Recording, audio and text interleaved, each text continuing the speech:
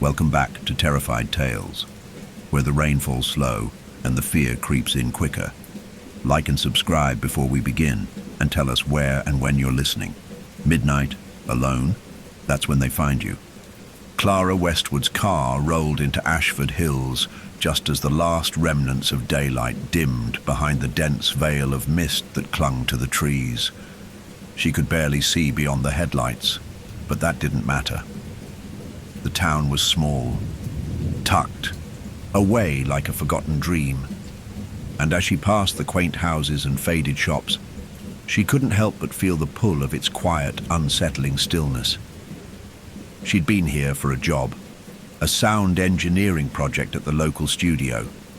It had been a last-minute assignment, one she hadn't wanted to take but couldn't turn down. The studio had been recommended by an old colleague, and she'd figured it would be a good place to escape. Away from the memories, away from everything.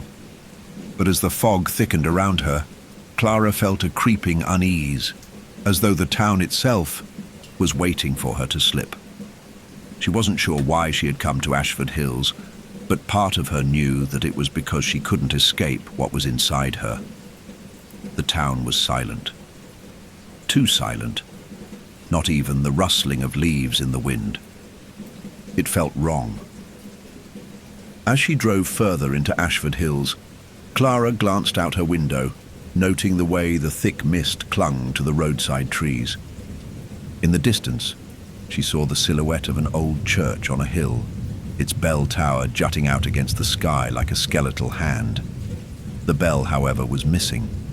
She hadn't heard it ring, and yet it felt as if she could almost hear the faintest echoes of its toll in the back of her mind, something distant and heavy.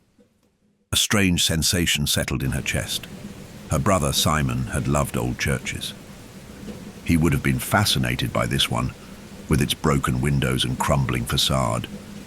She could almost see him running through the churchyard, laughing as the bells rang out.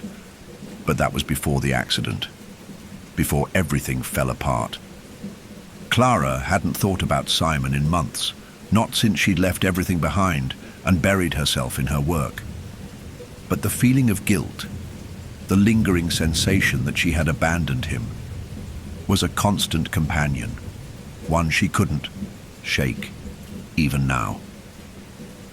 The small studio she was to work at sat at the end of the street, a squat building with no sign, just a worn-down door that beckoned her forward like an invitation to something darker. She pulled into the parking lot, the wheels of her car crunching against the gravel. The studio was surrounded by trees on all sides, as though the forest itself was watching her arrival. She opened the door, the creak of the hinges echoing in the empty lot, and made her way inside. The smell of dust and old equipment hit her first, familiar, but not comforting. The studio manager, a man named Dean, was there to greet her. His thin frame and wide eyes gave him an almost nervous energy, as if he were always waiting for something to go wrong. He offered a tight smile, but didn't say much as he led her to a small, dimly lit room at the back of the building. "This is where you'll be working," he said, gesturing to the soundboard and old recording equipment that cluttered the room. "I know it's not much, but it's all we have." Clara nodded, setting her suitcase down with a soft thud. She didn't care about the equipment, she cared about the escape. She needed the silence, needed to bury the thoughts that plagued her, even if only for a little while. Dean hesitated for a moment, as if debating whether to say something more, but then turned to leave. "Dinner's at 6. You can meet some of the locals then. Ashford Hills doesn't have much, but it has its charm." The door clicked shut behind him, and Clara was alone in the quiet. She sat down at the soundboard and let the silence envelop her. She closed her eyes, listening to the hum of the room, the faint creak of the floorboards beneath her. But as the fog pressed in from outside, Clara's mind wandered back to the church on the hill. She couldn't shake the feeling that something was watching her. The bell tower, now missing its bell, seemed to haunt her thoughts. She hadn't heard it ring, but she could almost feel it, its absence hanging in the air like a memory she couldn't quite reach. The door to the studio creaked open again. Clara turned, expecting Dean, but it wasn't him. A woman stood in the doorway, older than Clara, with piercing eyes and a long black coat. Her face was weathered, her expression unreadable. Her presence felt as if she had stepped out of the fog itself, emerging from some unseen place. "You're Clara Westwood," the woman said, her voice low and gravelly. "I thought you might come." Clara stood up, her pulse quickening. "Do I know you?" The woman's lips curled into a thin smile. "Not yet, but you will. Ashford Hills has a way of bringing people to it, whether they want to come or not." Clara's heart skipped a beat. "Who are you?" The woman stepped closer, the shadows in the room seeming to bend around her. "B. Blackwood," she said, her voice laced with an unsettling calm. "And I have a warning for you, Miss Westwood. Be careful where you go in this town. Some things are better left forgotten." The air seemed to grow heavier, as if the room itself was suffocating under B's gaze. Clara stood frozen for a moment, unsure of what to say or do. B's cryptic words lingered in the silence, like a chilling wind that refused to leave. Before Clara could respond, B turned and walked away, her footsteps echoing down the corridor. Clara looked out the window once more, at the faint silhouette of the church on the hill. The bell tower seemed more ominous now, its emptiness a constant, oppressive reminder of something that was just out of reach. The sound of a bell rang faintly in the back of her mind, though she wasn't sure if it was real or just a trick of her nerves. But she knew one thing for certain. Ashford Hills was more than it seemed, and the bell that had long been silent would soon make its presence known. The evening's quiet seemed to stretch indefinitely, a thick veil that enveloped everything in Ashford Hills. Clara sat at the soundboard in the small studio, the flickering fluorescent light above her casting pale shadows on the walls.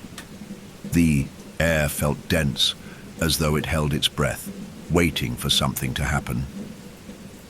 She'd already spent the past few hours setting up her equipment, but she couldn't shake the feeling that something was wrong. The town had been silent when she arrived, and the silence lingered, unbroken, even as the night deepened. The steady hum of the machines around her felt more intrusive now than it had earlier. The quiet seemed oppressive, suffocating. She stood and walked to the window, staring out at the dense fog that now rolled in from the forest. It wasn't just the weather that felt unnatural. It was the way the fog lingered, as if it were somehow tethered to the town, unwilling to leave. The church, perched on the hill, was now nothing more than a shadow behind the thick mist. Clara could barely make out the silhouette of the bell tower, its jagged outline a stark contrast to the soft blanket of fog that swallowed everything beneath it. The sound of footsteps behind her broke the stillness, and Clara turned to find Jonas standing in the doorway. His face was drawn, his eyes tired but still kind. He was holding a mug of coffee, steam rising from it in the cold air. "Thought you might need a break," he said, offering the mug with a hesitant smile. "You've been at this for hours. You should get some rest." Clara smiled faintly and took the mug. "Thanks," she muttered, but her eyes were still drawn to the church on the hill. The faint memory of B. Blackwood's cryptic words echoed in her mind. "Be careful where you go in this town. Some things are better left forgotten." Jonas followed her gaze, his expression unreadable for a moment. "You seen the church up there?" he asked, his tone light, but there was something behind it, something Clara couldn't place. "I've seen it," Clara replied, her voice distant. "I've been thinking about it, actually. There's something off about it." Jonas raised an eyebrow but said nothing for a long moment. Instead, he stared out the window, his gaze lingering on the distant church. "Yeah, there's something about that place. People around here talk about it. But it's just rumors, you know. People around here like to tell stories." Clara sipped the coffee, her fingers cold against the mug. She could feel her unease grow with every word Jonas spoke. She'd already heard the rumors about the church and the bell. But something about Jonas's tone felt different. It wasn't dismissive, like the way most people talked about things they didn't understand. His voice had a certain weight to it, a hesitation, as if he wasn't sure how much he should say. "What kind of stories?" Clara asked, her voice betraying the curiosity that had been building inside her since she arrived.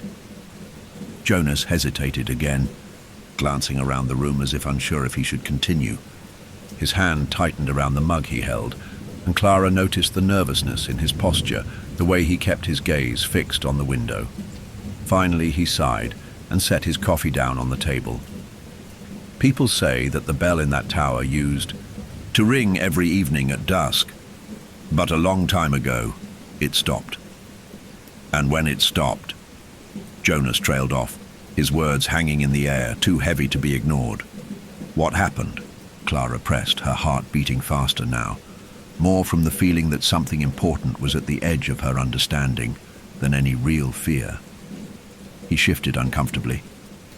"Some say it's because of a curse. Others think the bell was silenced.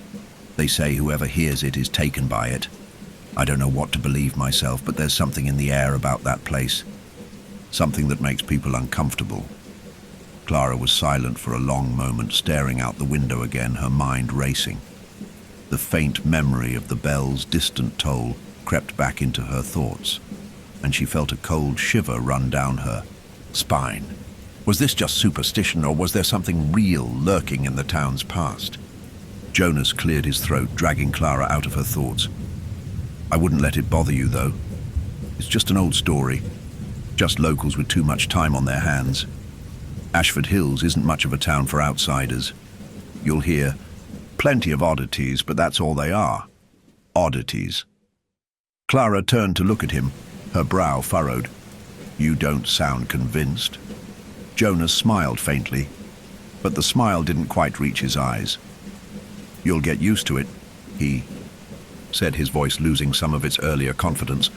"Most people here, well, they just don't like change. They like their silence." Clara frowned, but before she could ask him more, Jonas stepped toward the door. "I'm heading out for a bit. Thought I'd grab some dinner at the pub. If you want to join." Clara hesitated, the invitation suddenly feeling more like an escape than an offer of companionship.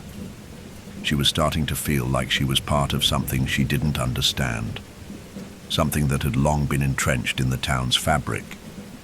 But she also knew that avoiding the people here wasn't going to make things any clearer. "I'll think about it," she said finally, her voice distant. Jonas nodded, his eyes lingering on her for a moment before he left, the door clicking shut behind him. Clara stood at the window for another long minute, staring at the church on the hill, her thoughts muddled with a growing sense of dread. She couldn't explain why she felt so drawn to it, why it felt as if the place was waiting for her, as if it knew she was coming. The faint ringing of a bell echoed in her mind again, distant, almost imperceptible. But this time, it wasn't just the memory of her brother Simon that it brought to the surface. It was something else, something deeper. Clara pressed her hand against the window, her breath fogging up the glass as she stared at the church. The sound of the bell grew louder in her mind, louder still, until it was all she could hear. And then, as suddenly as it had come, the ringing stopped. Clara's pulse quickened. There was something out there, something waiting. Clara couldn't shake the feeling of being watched. The oppressive silence of Ashford Hills seemed to press in on her, making her skin crawl. The town, with its dense fog and quiet streets, felt more like a place that existed in a forgotten dream, detached from time. Even the studio, with its cluttered equipment and dimly lit rooms, seemed to belong to another era, one that never quite let go of its past. By the time evening fell, Clara found herself sitting in the dimly lit room of the studio, fiddling with the sound equipment and trying to distract herself from the lingering unease. She hadn't gone to the pub with Jonas. She didn't feel like she was ready to talk to anyone, not yet. The strange conversation with B. Blackwood kept looping in her mind. The woman's cryptic warning about forgetting, about things better, left hidden. But it wasn't just B's words that bothered her. It was the sense that something was coming, something she couldn't understand, but could almost feel brushing against her skin like a whisper. Clara stared out the small window, in the studio watching as the last of the daylight faded into the dense mist. The fog rolled in thicker now, swallowing the edges of the town, leaving only shadowy silhouettes behind. In the distance, the church's bell tower loomed, stark and silent against the dull grey sky. She could feel it again, the subtle pull toward that place. The sound of her breath was the only thing that filled the room as she pressed her fingers against the cold glass of the window. The faint memory of her brother Simon stirred in her mind, his laugh, his voice. And then, suddenly, the air shifted. A sharp, metallic noise sliced through the silence. Clara stiffened. Her heart skipped a beat. Was that the bell? She quickly stood, scanning the studio with a growing sense of dread. But when she turned her attention back to the window, she saw nothing but the deepening fog. The bell tower was still shrouded in mist, silent. She must have imagined it. Clara closed her eyes, trying to steady herself. But as she exhaled, she felt it again, the presence of something watching her. The hairs on the back of her neck stood on end. Get a grip, she told herself. It's just the isolation. The town's got you spooked. She turned back to the equipment, trying to focus on the task at hand, when she heard it again. The faintest echo of a voice, soft, almost indistinguishable, but undeniably there. Clara. Her name, barely a whisper, but so real that it made her blood run cold. She spun around, her breath shallow and quick, but the room was empty. No one was there. Her fingers trembled as she reached for her phone to call Jonas. But before she could press the button, the sound of footsteps in the hallway outside the studio caught her attention. She hesitated, the air in her chest tightening. "Jonas," she called softly, her voice wavering. She didn't know why she expected him to be there, but something in the back of her mind was certain that he would be, that someone would come and reassure her that this was just her imagination, that the strange things she'd been feeling were simply signs of isolation. The footsteps continued, drawing nearer, but when Clara opened the door, no one was there. The hallway outside was empty, the faint light from the street lamps outside casting long shadows on the floor. For a moment, Clara just stood there, staring into the nothingness. You're just imagining things, just the fog, the sound of the wind. But even as she tried to convince herself, her pulse was racing, her heart pounding in her ears, and then in the stillness, she heard it again. Clara. This time, it was clearer, louder, almost desperate. Clara's stomach lurched. The voice sounded exactly like Simon. Her chest tightened, and her throat constricted as she slowly backed away from the door, her heart hammering in her chest. She pressed herself against the cold wall, eyes darting around the room. But she saw nothing. "Simon," she whispered, though she didn't know why she said it. She hadn't spoken his name in months. He was gone. He had died in the accident, and no matter how many times she tried to bury the memory, it always clawed its way back to the surface. The room seemed to close in on her as the bell sounded again, this time louder, more distinct. But it wasn't the bell she had heard from the church. It was the sound of something inside her mind, a tolling deep within her skull. Clara's eyes snapped open, her hands trembling as she pressed them to her ears. The sound was deafening now. It wasn't just in her head, it was all around her, pulsing through the walls, vibrating the floor beneath her. She stumbled backward, her breath coming in short gasps as she tried to steady herself. but the sound was relentless, growing louder and louder. Clara. And then, just as suddenly as it had begun, the ringing stopped. Silence enveloped the room once more, thick and suffocating. Clara stood there, trembling, her body covered in a cold sweat.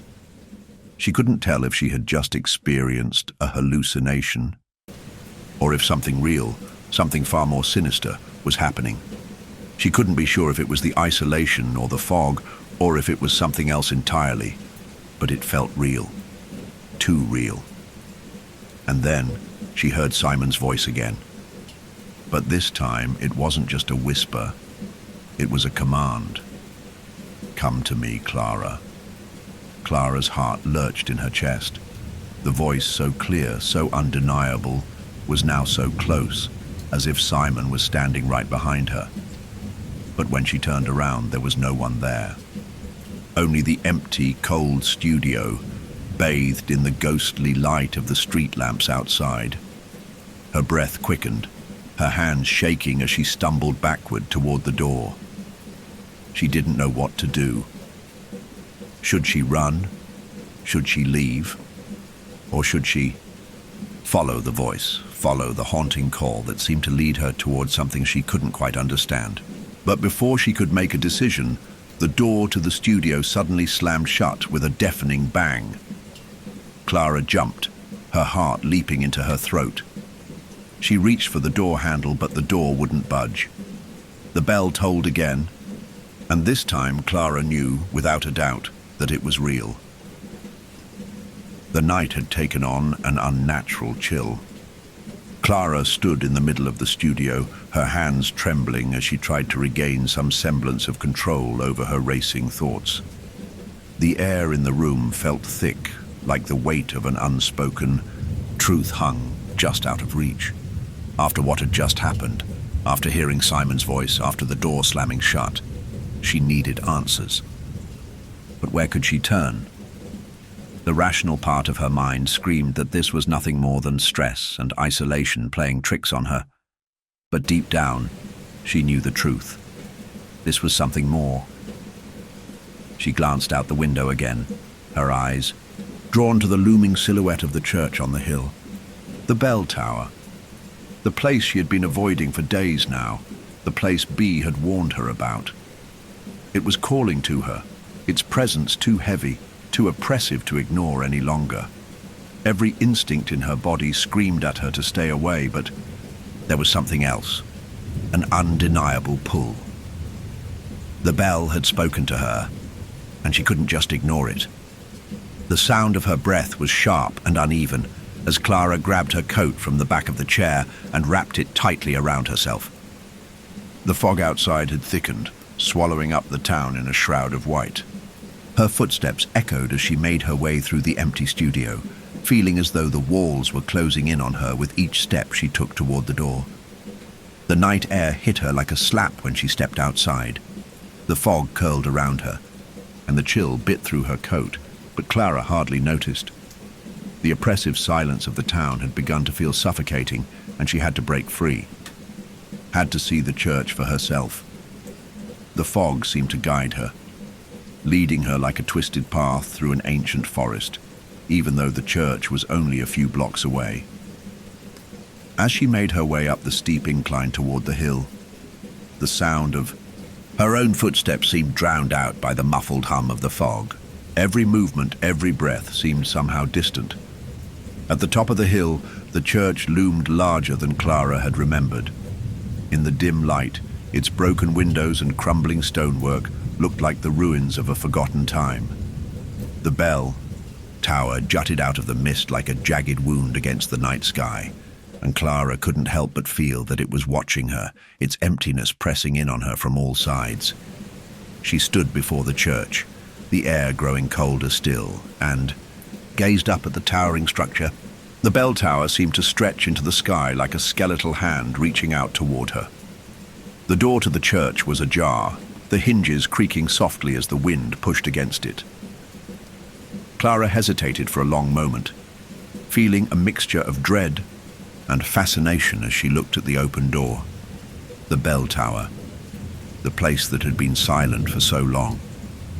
Clara stepped forward, her footsteps soft on the damp earth, and slowly pushed the door open.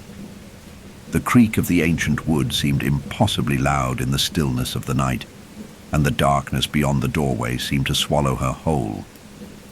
Inside, the church was cold and damp, the air thick with the smell of mildew and decay. The walls, once grand, now seemed fragile, their faded murals barely visible beneath the layers of grime and dirt that had accumulated over the years. The pews were broken and splintered, some overturned, others reduced to rotting frames. The remnants of what had once been a place of reverence were now little more than a forgotten shell. Clara's breath caught in her throat as she stepped further inside. Her footfalls were muffled by the thick dust that coated the floor, and every step seemed to echo too loudly in the vast emptiness. She shivered, a cold shudder running through her, but it wasn't just from the temperature. There was something about the place, something that made her feel small, insignificant. She couldn't shake the feeling that she was intruding on something that should never have been disturbed. She turned her gaze to the altar at the front of the church. It too had been ravaged by time. The once beautiful carvings were now chipped and worn, and the ornate candles that lined the altar had long since burned out. But in the center of the altar, there was something that caught Clara's attention. A small, tarnished bell. It was just a small, simple bell, unlike the grand one in the tower. But the way it sat there, silent and still, seemed to hold a strange weight. Clara couldn't explain why, but it felt wrong. This bell, unlike the one she had heard in her dreams, was a relic, a reminder of something that had once been.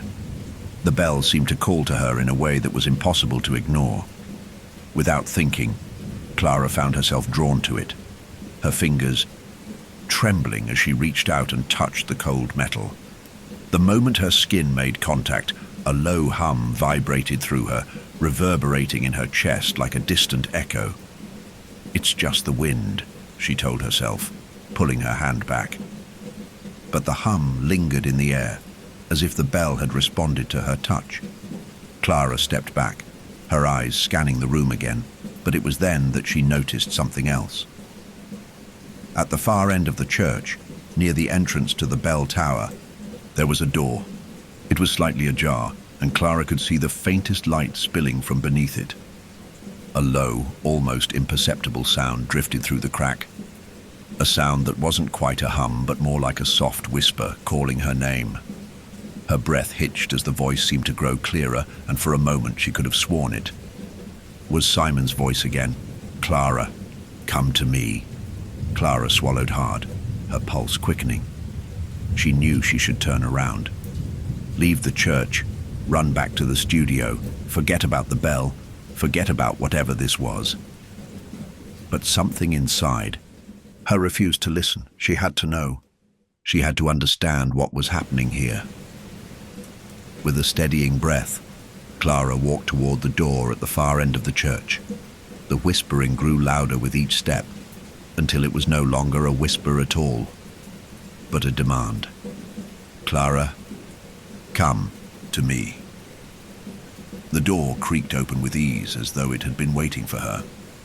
And as Clara stepped into the darkness beyond, the first thing she noticed was the bell tower above.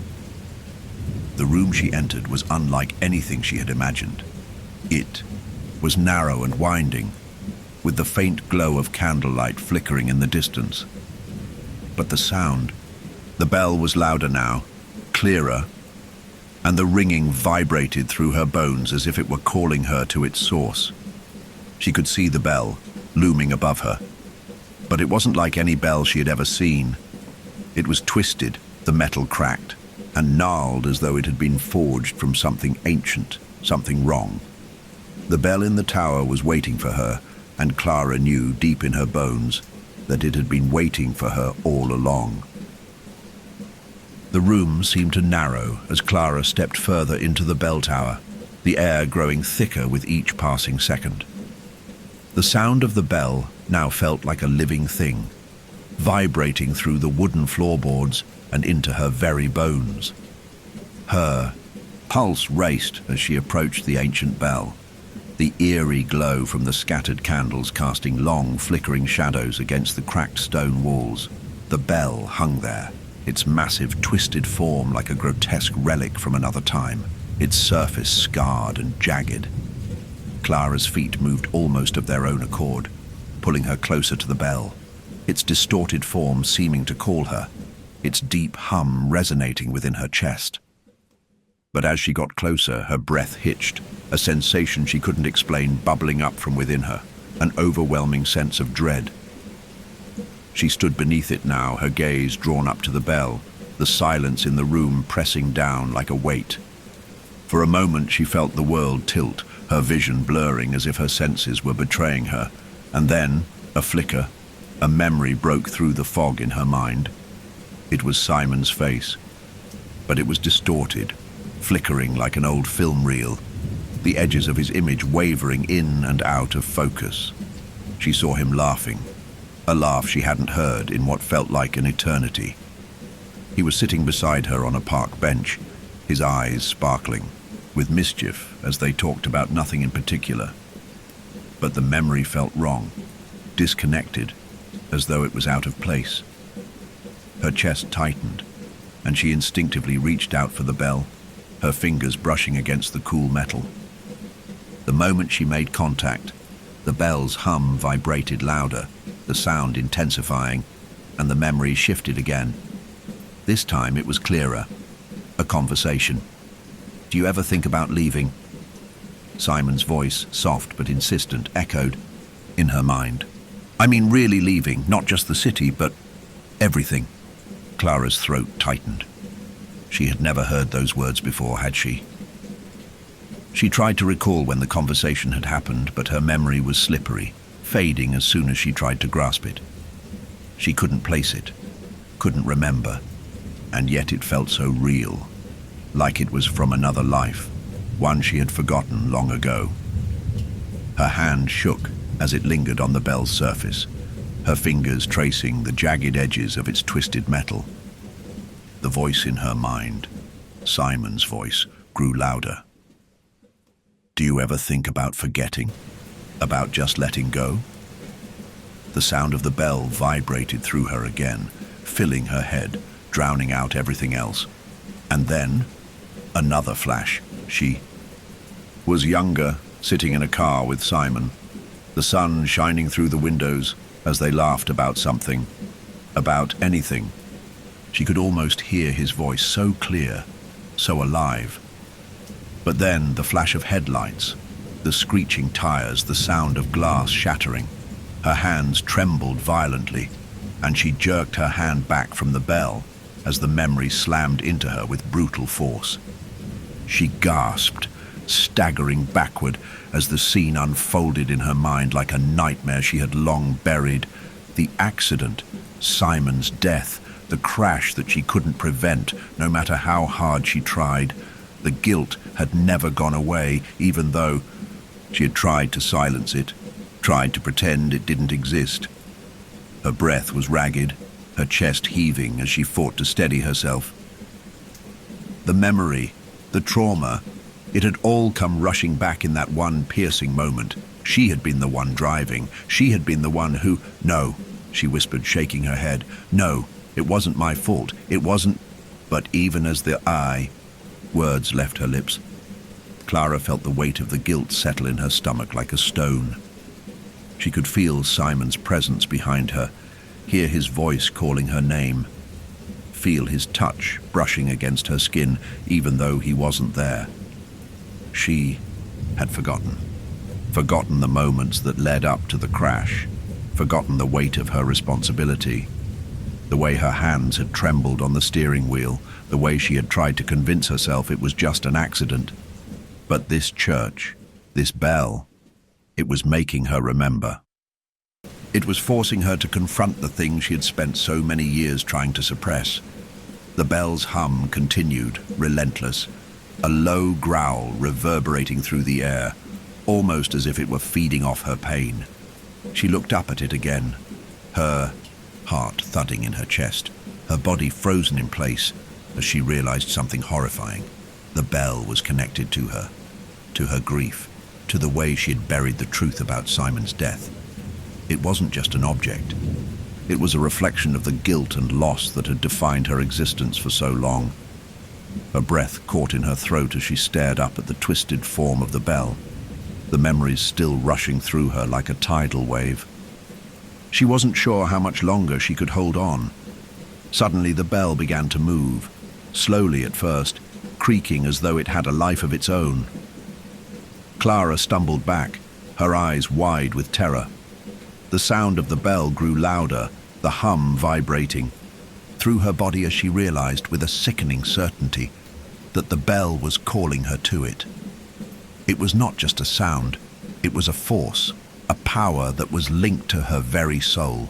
And then a voice, clear, unmistakable, whispered from the depths of her memory. "You have to remember, Clara. You have to face what you've done."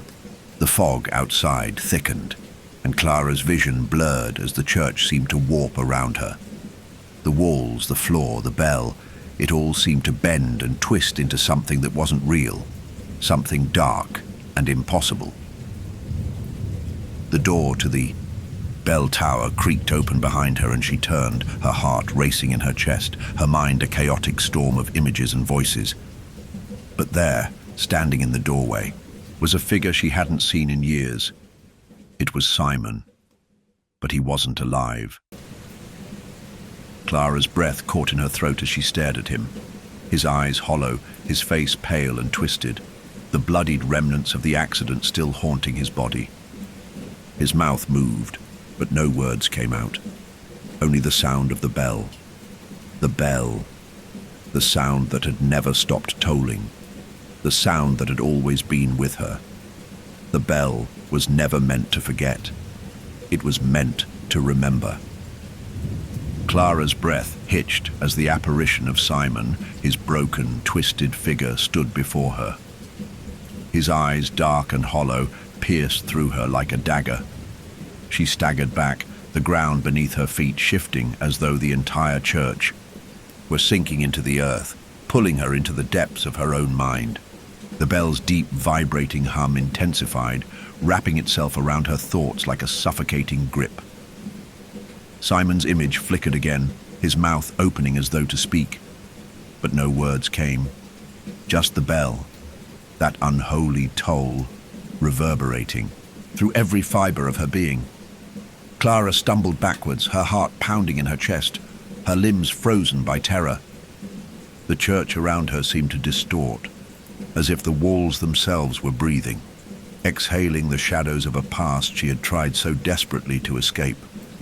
Every step she took felt like she was sinking deeper into a nightmare. "No," she whispered, her voice trembling. "This isn't real. It's not real." The fog in her mind thickened, her thoughts clouded with fragments of memories she couldn't hold on to. Simon, his laugh, the crash, the loss. It was all blending into one jagged, fractured image. She reached out, desperately trying to ground herself in the present, but every time she thought she grasped something solid, it slipped away. And then the voice. Clara. The whisper of her name was soft, but it was unmistakable. It was Simon's voice, the one she had heard before, calling her from somewhere deep within her mind. Her heart pounded in her chest as she spun toward the source of the voice. At the far side of the bell tower, the shadows shifted, drawing her attention. There, in the darkened corner, a figure emerged, a woman draped in black. B. Blackwood. Clara's mind spun. B. What was she doing here? How could B have followed her? And why did she feel like the woman's presence was connected to the bell in a way she couldn't explain? The shadows around B shifted like tendrils of smoke, as if the very air was thick with ancient power. B's face, shadowed by her hood, was unreadable, but her eyes were sharp, piercing, almost too knowing. "Do you hear it now, Clara?" B asked, her voice low and heavy with something dark. "Do you hear the call?" Clara froze, her breath caught in her throat. The bell tolled again, louder now, shaking the ground beneath her feet. The hum seemed to reverberate through her very soul, and she felt a sudden, overwhelming sense of déjà vu. As if this moment, this exact moment, had already happened before. B stepped closer, her movements smooth and deliberate, her presence like a shadow wrapping itself around Clara. "You're listening now. The bell always calls, Clara. It's always been here. In the walls, in the air, in your memory. It speaks to the guilt. It speaks to the soul." Clara tried to push past the rising panic, but her legs felt like lead and her mind was swimming in a sea of confusion and fear.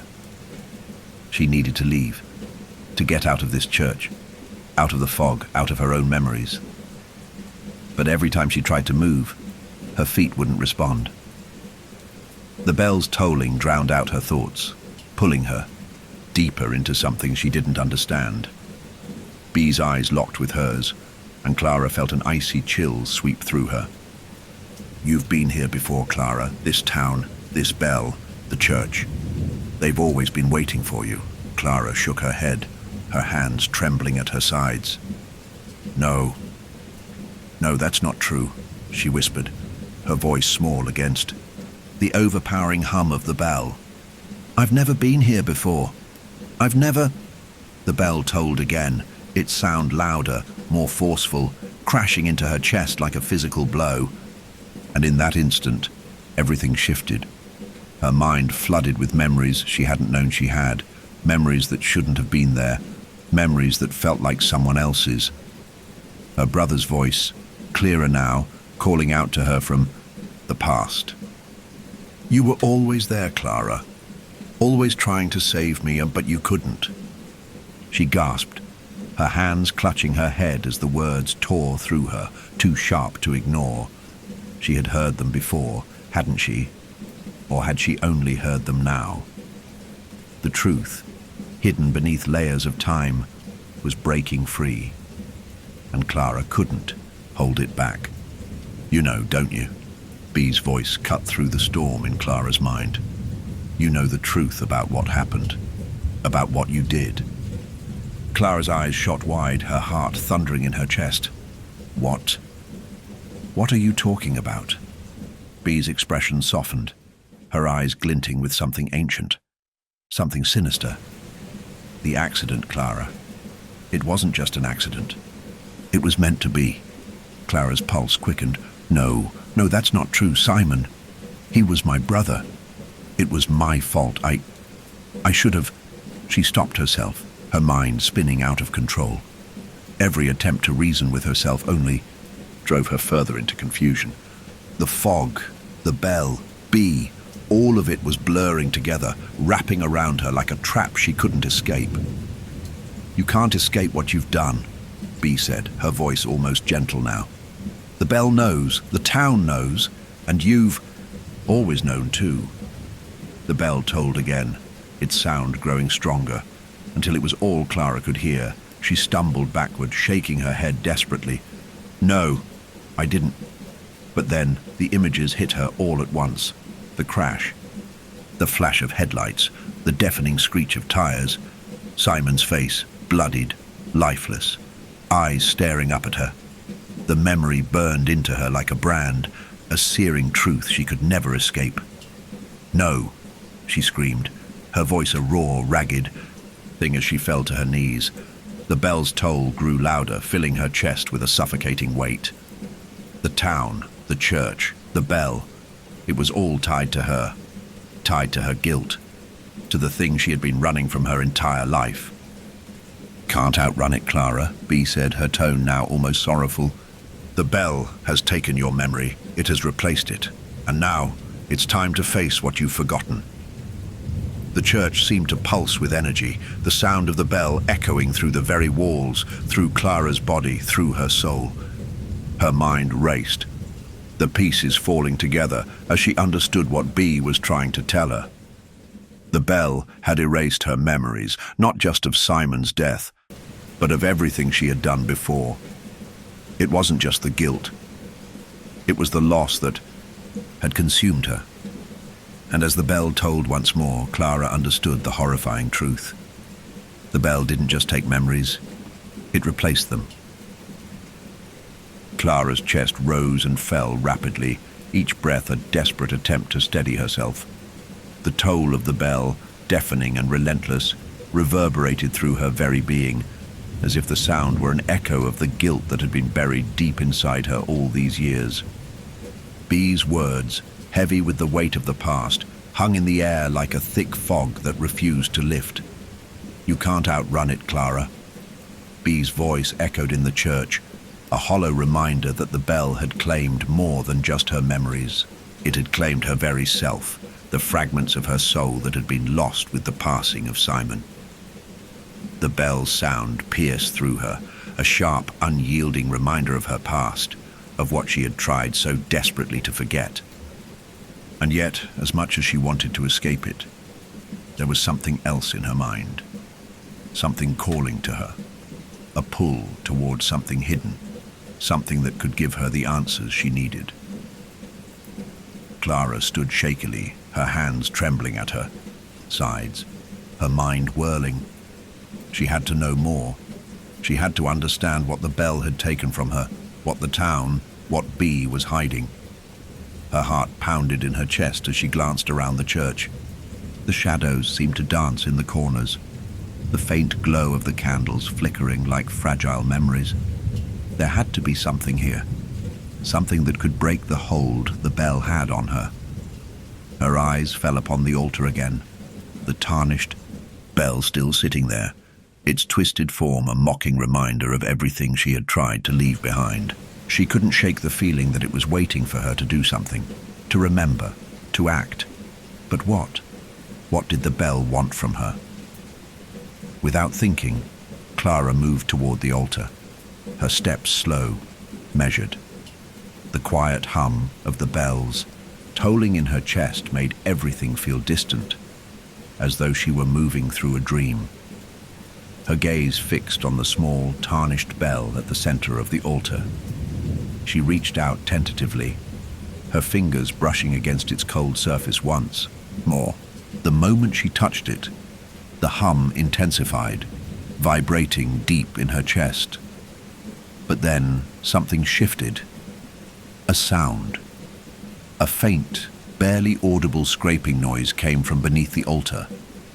It was so subtle at first that Clara almost missed it, like the sound of something shifting in the shadows, something hidden, something old. Clara froze, her heart skipping a beat. The air around her seemed to tighten, pressing against her lungs. She swallowed hard and crouched, her hand still resting on the bell, as she leaned closer to the altar. The scraping noise grew louder, as if whatever was beneath the altar was trying to be heard. Clara's breath quickened as she reached out, with her free hand, her fingers trembling as they brushed against the edges of the altar. Beneath the weight of dust and neglect, there was a gap, a small crack in the wood, barely visible. Her pulse raced. What was hidden under there? With a quiet grunt, Clara pried the altar open, the wood groaning under her fingers as she slowly worked the crack open. Her mind raced, her thoughts scrambled by the bell's relentless toll, but she pushed forward, her determination growing with each second. Finally, the altar creaked open, revealing something buried beneath. A small, leather-bound book lay there, its edges frayed with age, its cover covered in dust. Clara's fingers hesitated over it for a moment before she reached down and carefully lifted the book from its hiding place. It was cold to the touch, its surface smooth and worn. Clara opened it, her eyes scanning the pages, and she immediately recognized the handwriting, her mother's handwriting. A cold shiver ran down Clara's spine. The pages were filled with cryptic symbols, passages, written in a language she didn't recognize, and strange sketches, images of the bell, the church, the town. But there was something else, something that sent a surge of panic through her chest. The words at the top of the page were clear, even through the haze of her growing confusion. To erase guilt, one must offer a piece of themselves. Clara's breath caught in her throat. The words were unsettling enough on their own, but the rest of the page was filled with more writing, more cryptic symbols. As Clara flipped through the pages, she found more descriptions of rituals. Rituals tied to the bell, tied to the town. And then, at the very end, a drawing. It was a crude sketch of a young girl, Clara, standing beneath the twisted bell, and beside it, in the same handwriting, was a single line. Her memory will be the key. The world around Clara seemed to spin. She felt like she was teetering on the edge of a vast chasm, her mind frantically grasping at the meaning of the words, the symbols, the drawing. She was the key. Her memory was the key to what? The toll of the bell seemed to fade into the background as Clara's thoughts rushed to make sense of what she was seeing. The bell wasn't just a relic of the past. It was a gate, a way to erase guilt, to rewrite memory, to offer up a part of yourself in exchange for something lost. Clara's heart hammered in her chest as the truth began to piece itself together. Her mother had known, had been involved in this ritual, had done something to erase something about Clara's past, something she couldn't remember. And now, Clara was back, standing in the place where it all began, with the bell calling her to finally remember. A loud, sudden crack echoed through the church, and Clara's heart nearly stopped. The bell tolled again, louder than ever. The sound seemed to shake the very foundations of the church, reverberating in the walls like a storm, and then Clara heard it, a voice, her mother's voice. "I did it for you, Clara. I did it so you would be safe. I erased the pain, the guilt. I erased the memory." The voice faded, but Clara felt the weight of the words pressing down on her. She felt the cold touch of truth seeping into her mind. The bell had taken more than just memories. It had taken her connection to the past, to Simon, to the crash, and replaced it with a lie that had been buried beneath layers of time and guilt, and now the bell was calling her to confront it. Clara's hands shook as she closed the book and placed it gently back beneath the altar. Her mind was spinning, her thoughts a blur of fractured memories, cryptic symbols, and the unbearable weight of her own guilt. Her mother's voice echoed, in her ears, haunting and distant, and the weight of her words. I erased the pain, the guilt. I erased the memory. Felt like a dead weight she couldn't escape. The bell, still tolling, seemed to vibrate through the church, through the very air around her. It was no longer just a sound. It was a presence, a force, an entity that had wrapped itself around her mind and wouldn't let go. Every time it rang, it pulled her deeper into the truth she wasn't sure she could handle. Her mother had erased her memories, erased the moments that had shaped her, including the ones tied to Simon's death, the crash, her responsibility. The bell wasn't just a force tied to Ashford Hills, it was tied to her. Clara stumbled back from the altar, her feet unsteady on the worn stone floor. She needed air, needed to escape the suffocating weight of the church, the bell and the fragments of truth clawing at her from the dark corners of her mind. With one last, lingering glance at the altar, she turned and fled the bell tower, her footsteps heavy in the silent church as she made her way out into the night. The fog was thick outside, swallowing everything in its path. But Clara didn't care. She didn't want to be inside anymore. She needed to move. She needed to find answers. The streets of Ashford Hills were deserted, the houses dark, with no sign of life. The oppressive silence seemed to mock her, pressing against her like the walls of a tomb. She walked, her breath ragged, the weight of the book still heavy in her mind, and the ringing of the bell still echoing in her chest. She couldn't outrun it. It had always been here, waiting for her to return. She needed to talk to someone who might understand.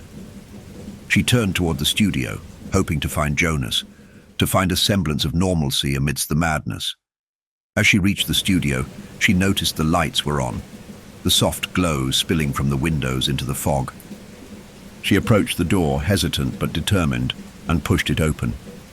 The creak of the hinges was louder than usual, and the sense of dread that had been growing inside her only deepened. The studio was quiet, too quiet, but as her eyes adjusted to the dim light, Clara saw Jonas sitting in the corner, his back to her. He was hunched over, his face illuminated by the glow of a computer screen. He didn't look up when she entered. "Jonas!" Clara called, her voice hoarse, but he didn't respond. She stepped further into the room, her footsteps tentative, as though the very act of moving was a disruption to the stillness. She could feel her pulse thudding in her ears as she approached him, and something in her gut told her that something was terribly wrong. Jonas wasn't moving. Not a twitch, not a breath. He was completely still, his back bent in a way that felt unnatural, his body too rigid. "Jonas?" Clara repeated, her voice cracking. Finally, Jonas turned his head, his eyes wide, too wide, almost glassy, and his mouth moved, but no sound came out at first. His lips parted again, and this time the words came out. But they were wrong. His voice was hoarse, distorted, like someone trying to speak through a veil of static. "Clara," he rasped, his gaze locked on hers. But there was something in his eyes, something cold and empty. "You should have stayed away." Clara froze, the blood draining from her face. His voice was wrong. There was something wrong with Jonas, and her stomach turned as she took a step back, her body trembling with a sudden sense of danger. "Jonas, what's going on?" "Are you okay?" she asked, her voice barely a whisper. Jonas's lips curled into a slow, twisted smile. But it wasn't his smile, not anymore. There was nothing of the warm, familiar Jonas she had known in that expression. His face had changed. And for the first time, Clara realized that the man in front of her wasn't just in physical pain. It was as if the very essence of him was warped. He looked like a stranger. "It's too late, Clara," he muttered, his voice still low and rasping. "The bell. It knows. It always knows. It's been waiting for you." Clara took another step back, her body stiff with panic. She could feel the presence of the bell even here, inside the studio, as though it were pressing against her mind, suffocating her thoughts. The tolling in her head had never stopped, and now it was getting louder, louder and louder, until it drowned out everything else. She glanced at Jonas again, her heart hammering in her chest. "What's happening to you? What do you mean? It's too late." Jonas's expression shifted again, his lips trembling as if he was trying to hold back something that had been trying to escape for a long time. "I've been hearing it too, Clara," he whispered. "The bell. It called me.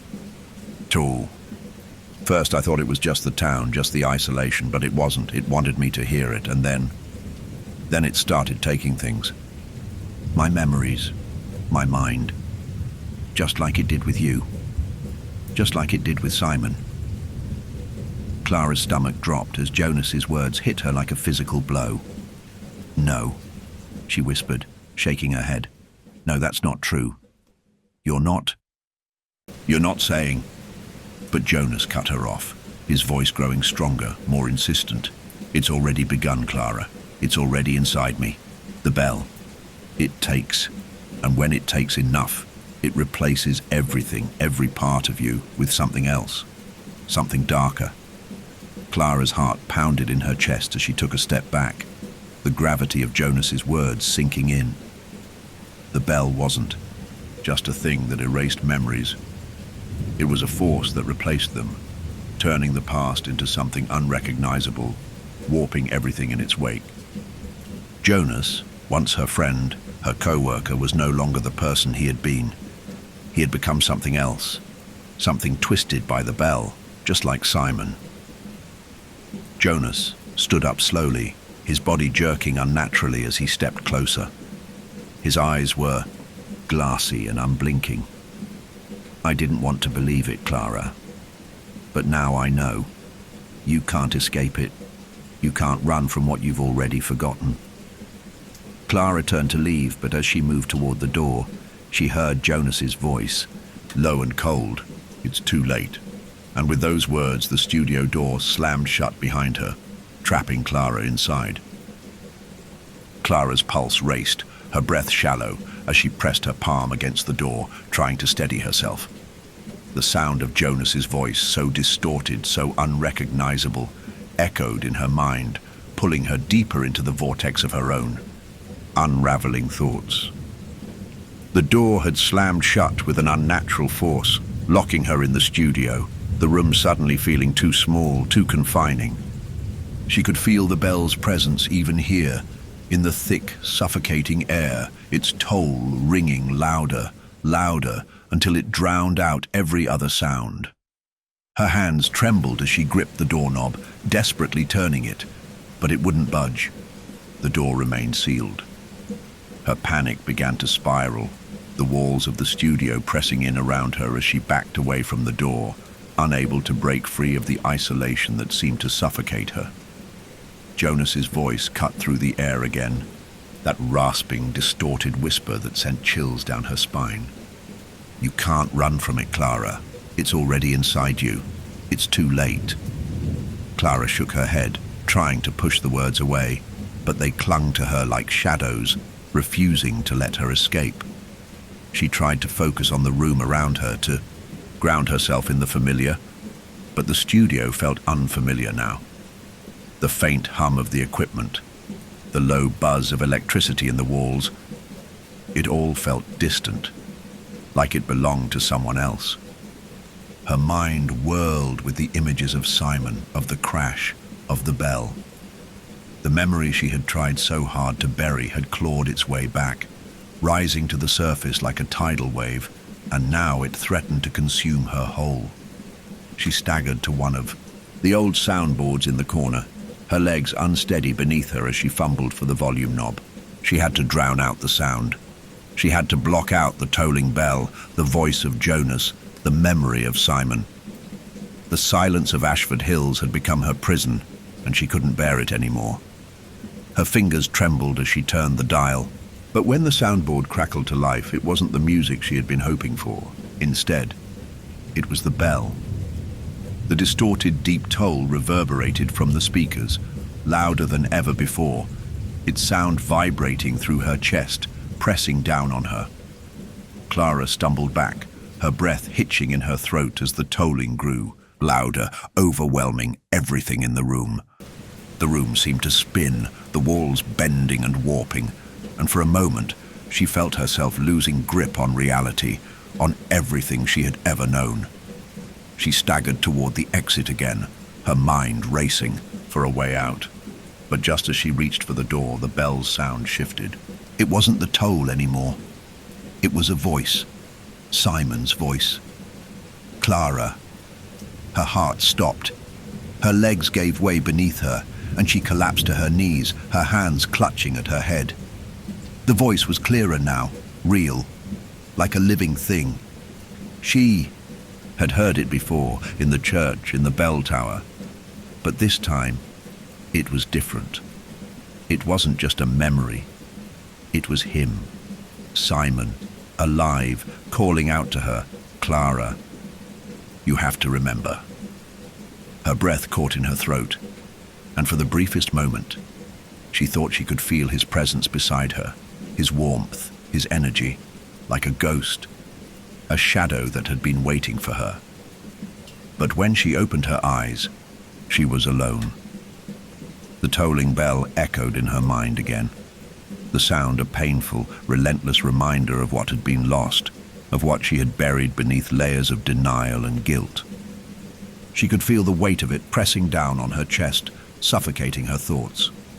The bell had taken more than memories. It had stolen herself. The sound shifted again, and this time, the toll turned into a sharp, jarring screech. It filled her head, a jagged, unbearable noise that made her teeth ache. The walls of the studio warped, bending in unnatural angles, as though the room itself were being consumed by the bell's power. Clara closed her eyes tightly, her hands over her ears, but the sound continued to invade her mind, the ringing vibrating through her skull. And then, in the midst of the chaos, something shifted, something changed. The ringing stopped. Suddenly the studio was silent, too silent.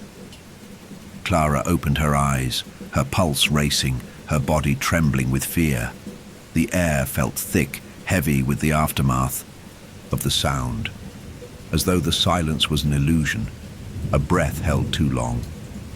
She turned to look around the room, but everything felt different. The equipment was the same faded furniture, the same dust on the windowsill. Yet it felt wrong, as if the studio had been swallowed by something she couldn't understand. Her hand slowly reached for the door again. This time, the handle turned easily. Clara stepped outside, the cold night air rushing to meet her. But even in the open, the weight of the bell's toll still pressed against her, the sound lingering in her mind like a shadow. The town was still, dead silent, the fog heavy in the streets, but it felt alive, like something was watching, something waiting for her to make the next move. And then she saw it. At the edge of the street, standing in the mist, was a figure, a man, tall and thin, his face obscured by the shadows. He was just standing there, motionless, his presence unnatural in the stillness of the night. Clara's heart skipped a beat as her eyes locked on him. She couldn't see his features clearly, but something about him felt familiar. Her breath caught in her throat as she took a step forward, and then the figure moved, slowly, deliberately.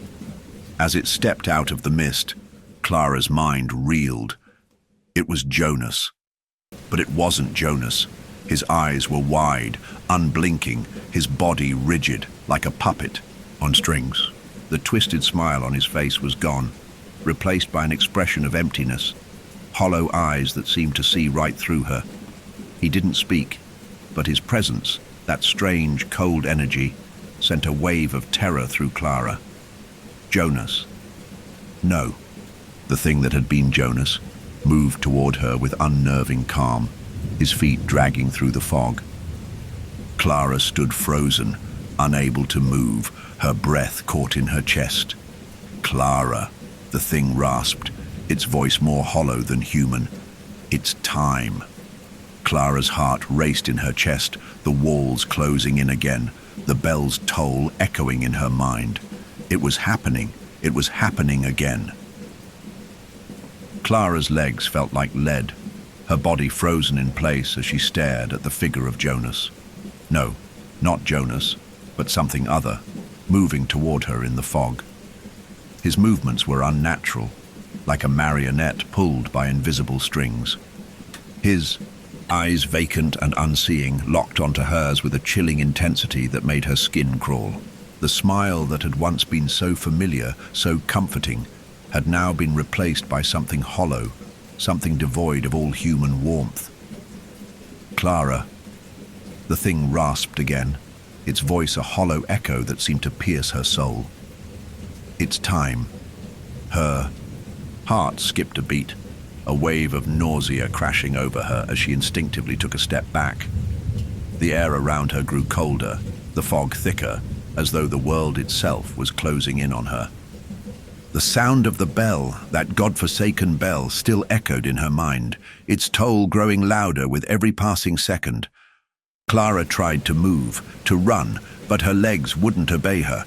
Every fiber of her being screamed at her to flee, but her body felt paralyzed, as if some invisible force were holding her in place. The only thing she could do was watch as Jonas, or whatever he had become, drew closer. Her breath came in short, frantic gasps as she backed away, but the fog seemed to follow her. a relentless, suffocating presence. Her fingers dug into the wet wood of a nearby fence post, her knuckles white as she tried to ground herself to shake off the terror that threatened to consume her. The thing that had once been Jonas was closer now, just a few feet away. She could see the faint glint of moonlight on his hollow face, the unnatural stillness in his movements. But his eyes, they were wrong. They weren't human anymore. There was no life in them, no warmth, just an endless, empty void that seemed to swallow her whole. The toll of the bell rang again, deep and ominous, and this time it was louder, more urgent. The ground beneath Clara's feet seemed to tremble, and she felt an overwhelming sense of vertigo.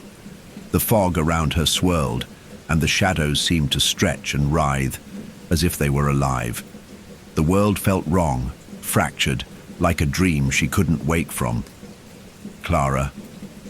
The thing spoke again, its voice now a whisper. But somehow it still felt like it was echoing inside her mind, reverberating through her skull. "You've been chosen." The words sent a jolt of panic through her chest. Chosen. What did that even mean? The toll of the bell grew louder until it was all Clara could hear, the ringing vibrating through her bones.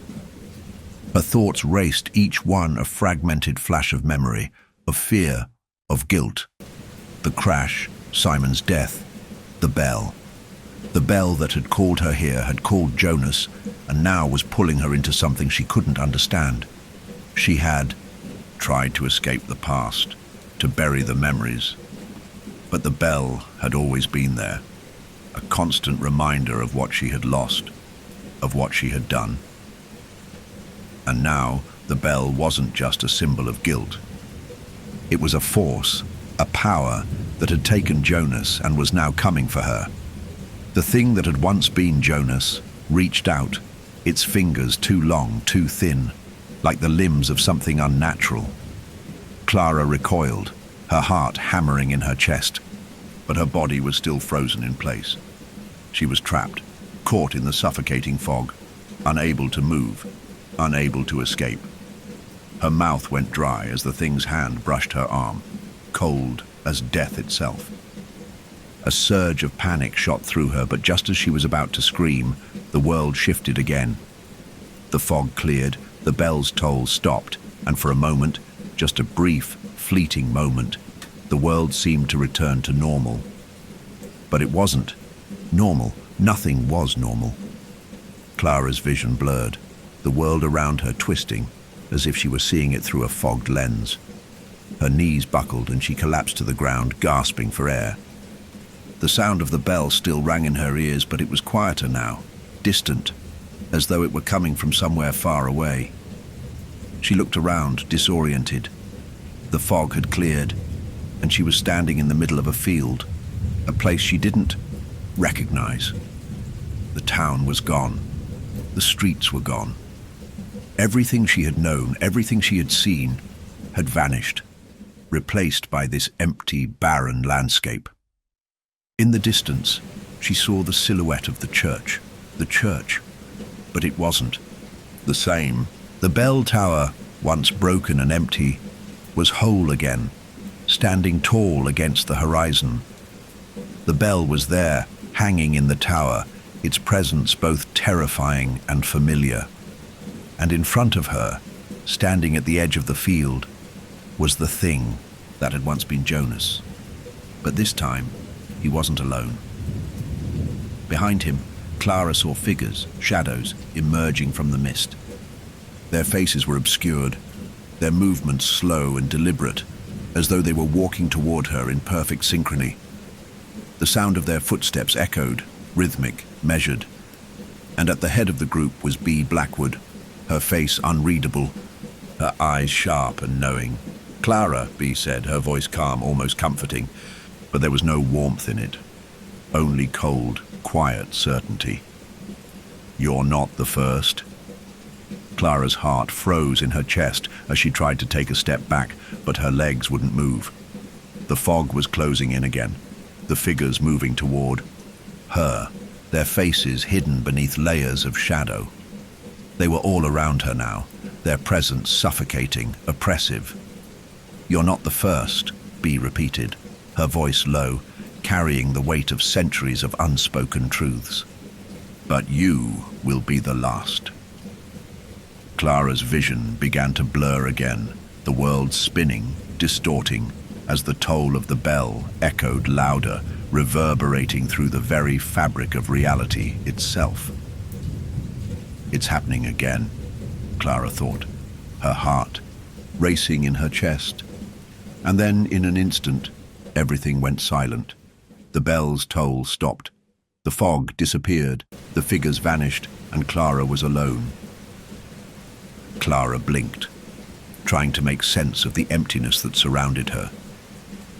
The church, the fog, the figures, Bee, Jonas, and the others, had all disappeared, leaving nothing but a hollow silence in their wake. The landscape around her seemed unreal, as if she were standing on the edge of a dream, a place where nothing was certain, where the boundaries of the real and the imagined had blurred into one. She stood in the middle of the barren field, the weight of the bell's toll still, vibrating in her mind, reverberating through the core of her being. It felt as if the sound was still there, lingering beneath the surface of her thoughts, pulling at her, urging her to remember something she couldn't quite grasp. It had always been there, hadn't it? The bell, the town, the curse, the guilt. But now Clara felt the crushing weight of her confusion. What is real? What am I really seeing?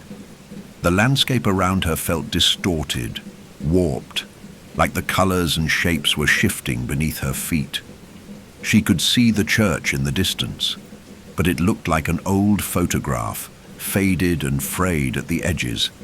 The light seemed to bend around it, as if it weren't fully present in her mind. Her legs felt unsteady as she took a step forward, the ground beneath her soft, uneven, like walking through a dream where gravity didn't exist. Her head spun as she reached up to touch, her face, her hands trembling. The fabric of reality itself seemed to be unraveling, and Clara wasn't sure if she was slipping into madness, if the bell had finally claimed her, or if there was something darker at work. She had always felt like something was off in Ashford. Hills, like the town was steeped in some ancient twisted truth, but this was something else, something far more sinister.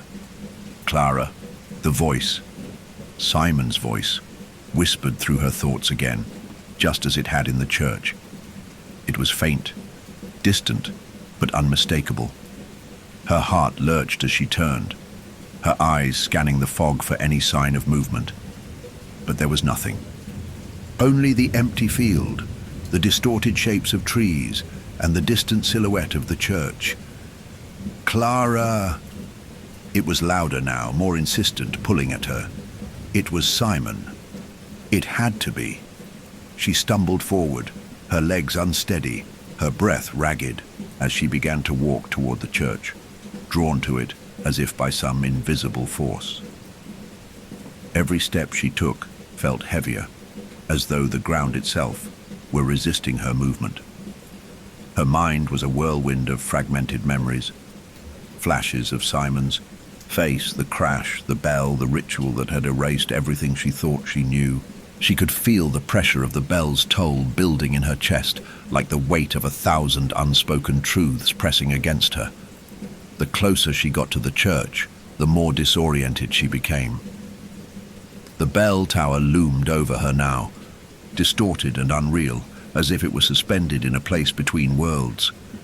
The toll grew louder again, its rhythm slow and deep, almost like a heartbeat. Clara stopped in her tracks, her chest tightening as she looked up at the bell. It wasn't the bell she had seen before. It had changed, twisted, like something alive. The sky above her was wrong too. The colors shifted in unnatural patterns, the horizon bending and warping as though the world itself were being peeled back layer by layer. Clara blinked, trying to steady herself, but her vision was growing increasingly blurry. She could feel her sense of self slipping away, the boundaries of her identity unraveling. This is it, she thought, her mind racing. I'm losing myself. I'm losing my mind. The toll of the bell reached a deafening crescendo, the sound vibrating through her very core. She gasped for air, her breath coming in shallow, panicked bursts. But the sound filled her chest, her mind, until it was all she could hear. The bell was calling her to the church, calling her to remember, and then, through the ringing, she heard it. A voice, Simon's voice. Clara.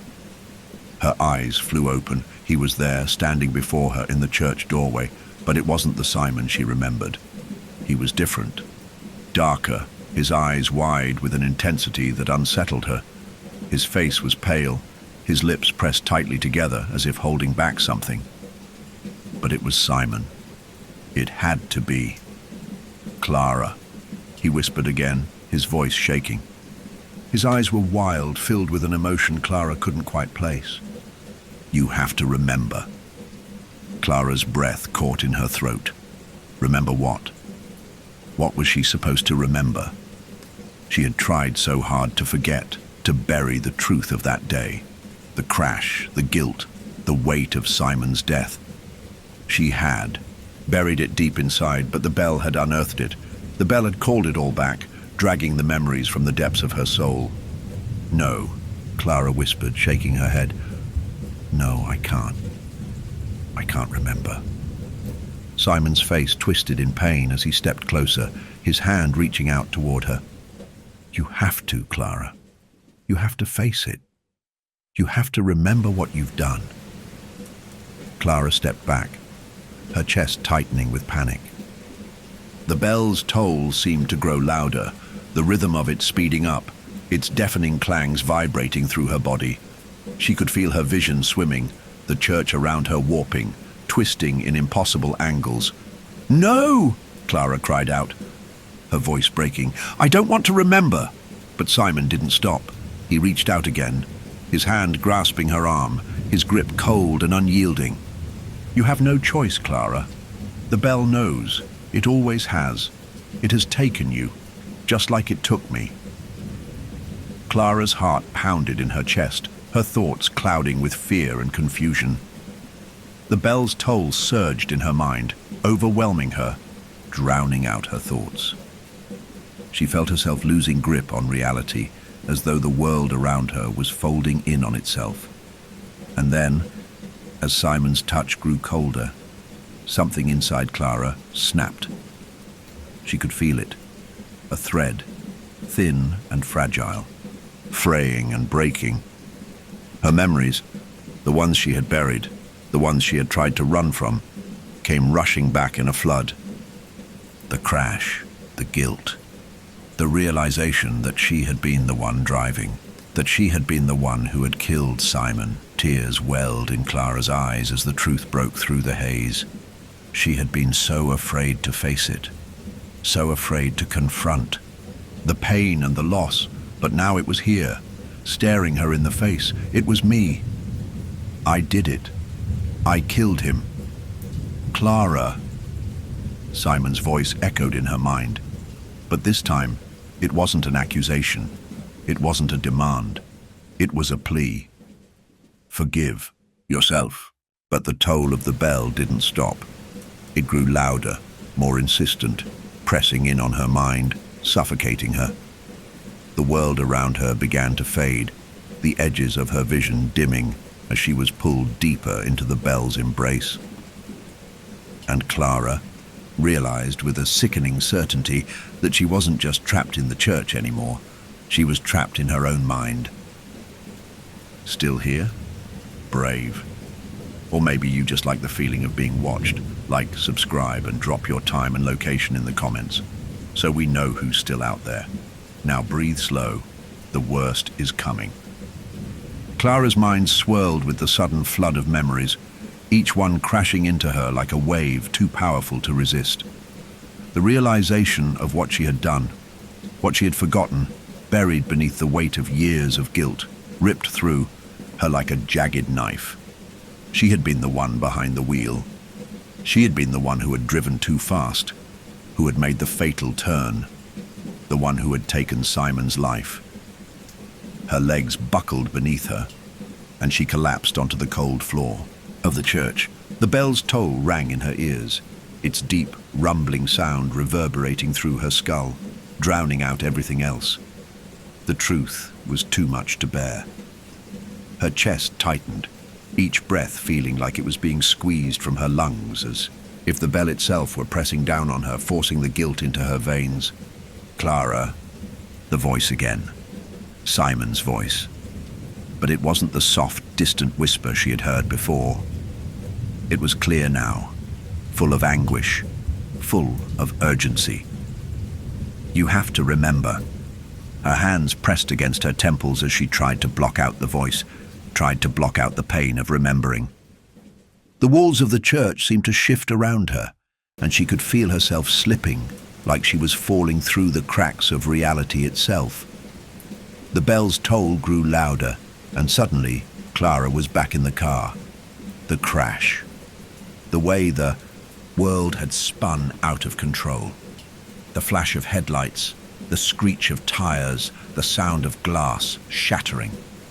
It all came rushing back in vivid, horrifying detail. She could feel the wheel in her hands, the fear in her chest, the helplessness. She had tried to stop, but it was too late. It had always been too late. And then the silence. The deafening silence after the crash. The realization that Simon was gone, that she had taken him from this world. Her breath caught in her throat as she gasped for air, her hands trembling as she tried to push herself up from the cold floor. But the more she tried to move, the heavier the weight of the truth became. The bell's toll seemed to stretch into eternity, an unrelenting presence that refused to let her escape, refused to let her forget. Clara. This time, Simon's voice was sharper, more desperate. "You can't hide from it. You can't run anymore." Clara's hands shot to her head, her fingers digging into her scalp as if she could tear the thoughts out, erase them, make them stop. But they wouldn't go away. The truth was unrelenting, and the bell seemed to feed off her fear, her guilt, her pain. It was as if the bell were alive, as if it were the very embodiment of her brokenness. With a strangled cry, Clara stood, her body shaking with the effort. She stumbled forward, her legs weak, but she had to move. She had to get away from the bell. She had to escape the church, escape the past that had been consuming her. But as she reached the doorway, she froze. There, standing in the threshold, was Jonas. He wasn't the Jonas she had known. He was something else. His eyes were vacant, his body rigid, like a puppet whose strings had been pulled too tight. The air around him was thick with the same oppressive force that had flooded the church. The bell's toll seemed to pulse through him, like it had taken root inside him, like it had hollowed him out, leaving nothing but an empty shell. "Jonas," Clara whispered, her voice trembling with fear. He didn't respond. He just stood, there unmoving, his eyes fixed on her. And in that moment, Clara realized Jonas wasn't just a victim. He had become the bell. He had become a part of it, just as she had. The bell didn't simply take memories, it took people. It twisted them, hollowed them out, replaced their essence with something darker. And now it was coming for her. Clara stepped back, her breath quickening. "No," she whispered, her voice raw with terror. "I won't let it happen. I won't." But as she turned to flee, the church seemed to collapse around her. The walls cracked, the ceiling groaned, and the bell's toll grew deafening, overwhelming. The church, the bell, the mist, it all became a blur, an unrecognizable mass of shadow and sound. Clara's legs gave way, and she fell to her knees, her hands pressed to her ears, trying to block out the deafening noise. But it was no use. The toll of the bell was inside her now. Clara's vision blurred as the world around her spun uncontrollably. The truth of what she had done, The weight of the guilt, of the memory, crashed down on her like a flood, drowning her in its force. Her body trembled with the effort to hold on to herself, but it was slipping away. The bell was a force of nature, an entity that couldn't be stopped. She had tried to outrun it, to forget it, but now, in the heart of the church, there was no escaping it. No escaping her own role in this twisted ritual, this unholy cycle of pain and regret. Her breath came in ragged gasps as she sank deeper into the floor, her body consumed by the toll of the bell. The walls of the church faded into darkness, and, for a moment, Clara thought she heard Simon's voice again, this time not filled with anger, but with something softer, something gentler. "Clara, it's not too late." But then the bell tolled once more, louder than ever, and everything went dark. Clara's world was fractured. The deafening toll of the bell still reverberated through her mind, but she couldn't tell if it was coming from the church or from within her own head. Her breath came in sharp, ragged gasps, and the world around her seemed to spin in dizzying circles. The shadows had swallowed the church, and now they seemed to pull at her, tugging her further into the darkness. She couldn't escape. Every step forward felt like an endless descent into oblivion. Then a voice broke through the chaos. A familiar voice. "Clara." Clara's head snapped up, her heart leaping in her chest. There, standing in the doorway, was Jonas. But this time he wasn't just empty, he was different. His face was pale, his eyes hollow, but it wasn't the same as before. There was something in his expression now, something colder, something darker. It was as if he had fully embraced the bell, as if it had claimed him completely. Clara's stomach twisted with dread. "Jonas." Her voice was barely a whisper. She was frozen in place, staring at the man who had once been her friend, her co-worker, the person she had trusted. But now, in the dim light of the church, there was nothing left of him that was recognizable. His presence felt wrong, unnatural, like a shadow of what he had been. Jonas didn't speak at first. He just stood there, staring at her with those hollow eyes. Clara's mind raced. What had happened to him? What had the bell done to him? Was he alive? "You can't escape, Clara." His voice was low, distant, but there was an underlying venom in it. He didn't sound like the Jonas she had known. He sounded possessed. "The bell, it's too powerful. It takes everything." Clara took a tentative step back, her hands trembling at her sides. No, Jonas, you have to fight it, you have to..." But Jonas's lips curled into a cold smile. "Fight it? Clara, you don't understand. I embraced it. I accepted it. You think you can outrun it, but you can't. Not anymore. The bell isn't just a memory eraser. It's a part of this town, a part of all of us. You think it was just a curse, just some bad luck? No." He stepped forward, his gaze never leaving hers. "It was meant to happen. It was always going to happen." Clara shook her head, the words crashing into her like a storm. She wanted to believe there was hope, that Jonas was still there beneath the surface, but it was slipping away. The sound of the bell tolled again, distant, but ever present. She could feel its weight in her chest, pulling at her, reminding her of the guilt that still clung to her. "No, Jonas, this isn't you. You can't..." Jonas's smile widened, and he stepped forward again, closer this time. His voice dropped to a dangerous whisper. "You think I'm lost, don't you? You think the bell took me from you. But Clara..." He paused, his eyes narrowing.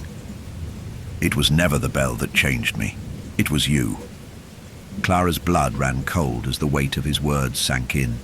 She took another step back, stumbling as she did. What are you talking about?" Jonas's cold, lifeless gaze never left her. "You wanted to forget, didn't you? You wanted to bury it all. Simon, the crash, the guilt. You wanted to pretend it didn't happen. Pretend you weren't the one who killed him. Clara felt the blood drain from her face, the darkness of the church closing in around her. She could feel her knees growing weak, her mind spinning as she tried to comprehend what Jonas was saying. "I never wanted this," she whispered, her voice trembling. "I didn't want any of this." Jonas took another step forward, his smile turning cruel. "But you did. You buried it, Clara. You wanted to forget Simon. You wanted to escape the consequences of your actions. And the bell..." He glanced upward at the bell tower, as though acknowledging it with a nod. "The bell heard your wish. It took what you wanted to forget, and it gave you me." Clara's heart pounded in her chest, her vision blurring as the words twisted in her mind. What was he saying? The bell had given her Jonas. No, it couldn't be. That didn't make sense. But then, something deep inside her told her that it wasn't just about the memories. It was about the guilt. The guilt she had been running from. The guilt that the bell had sensed in her and fed on. The bell didn't just erase, it replaced, it transformed. "No," Clara whispered again, shaking her head in disbelief. "No." Jonas's voice dropped to a chilling whisper. "It's not just memories it erases, Clara. It replaces everything. You think I'm just the same person? No. What you see in front of you now, that's not me. That's what the bell has made me. That's what you've made me." He stepped closer still, his eyes glowing with a cold, predatory light. "And you're next." Clara recoiled, the realization washing over her like ice water. She could feel the bell's power pressing in on her, suffocating her, taking her mind and heart piece by piece. The bell had already claimed Jonas, and now it was coming for her. "No!" Clara screamed, her voice breaking through the fog of confusion and fear. She turned and ran, her feet stumbling beneath her as she fled from Jonas, from the church, from the bell. The walls of the church seemed to close in around her, the toll of the bell growing louder and louder until it was all she could hear. Her breath came in ragged gasps, her legs trembling with exhaustion, but she couldn't stop. She couldn't let the bell claim her too, but just as she reached the door, something grabbed her, cold fingers wrapping around her wrist with an unrelenting force. Jonas's voice, now a guttural whisper, echoed in her ear. "You can't escape it, Clara. You never could." And with that, the darkness swallowed her whole. Clara's heart was pounding in her chest, each beat a relentless drum in the silence that now filled the church. Her wrist burned where Jonas had grabbed her, his grip cold and unyielding, like the touch of a corpse. The sound of the bell tolled, again its deep reverberations echoing in her skull. The world around her seemed to warp with each chime, as if reality itself was crumbling under the weight of the bell's call. She had to move. She had to get away from Jonas, from the bell, from everything. But when she tried to pull away, when she tried to flee, she found herself rooted to the spot. It was as if the very ground beneath her was holding her in place, keeping her trapped in this nightmare. Her chest tightened, the air around her thick and suffocating. The bell's toll pressed against her mind, a constant gnawing reminder of everything she had done, everything she had lost. "Clara," Jonas whispered, his voice now a low, eerie rasp that seemed to come from everywhere at once. "You can't escape it. Not anymore." Clara's breathing quickened, panic rising in her throat. The bell's toll was deafening now, filling the church, filling the air, vibrating through her bones. She stumbled backward, desperately trying to break free of the invisible force that seemed to hold her in place. But Jonas wasn't letting go. His hand, cold as death, tightened around her wrist, dragging her toward the altar. "No!" Clara gasped, her voice cracking with fear. "Let go of me." Jonas's eyes, Those lifeless, empty eyes gazed at her with a kind of twisted pity. You don't understand, do you? You think you're fighting this, fighting the bell, fighting me. But you're not. You never were. The walls of the church seemed to close in around them, the oppressive darkness pressing in from every direction. The bell's toll seemed to intensify, growing louder, more urgent, as if it were a heartbeat, a pulse. Clara could feel it in her chest, in her skull, and it was driving her mad. "Why?"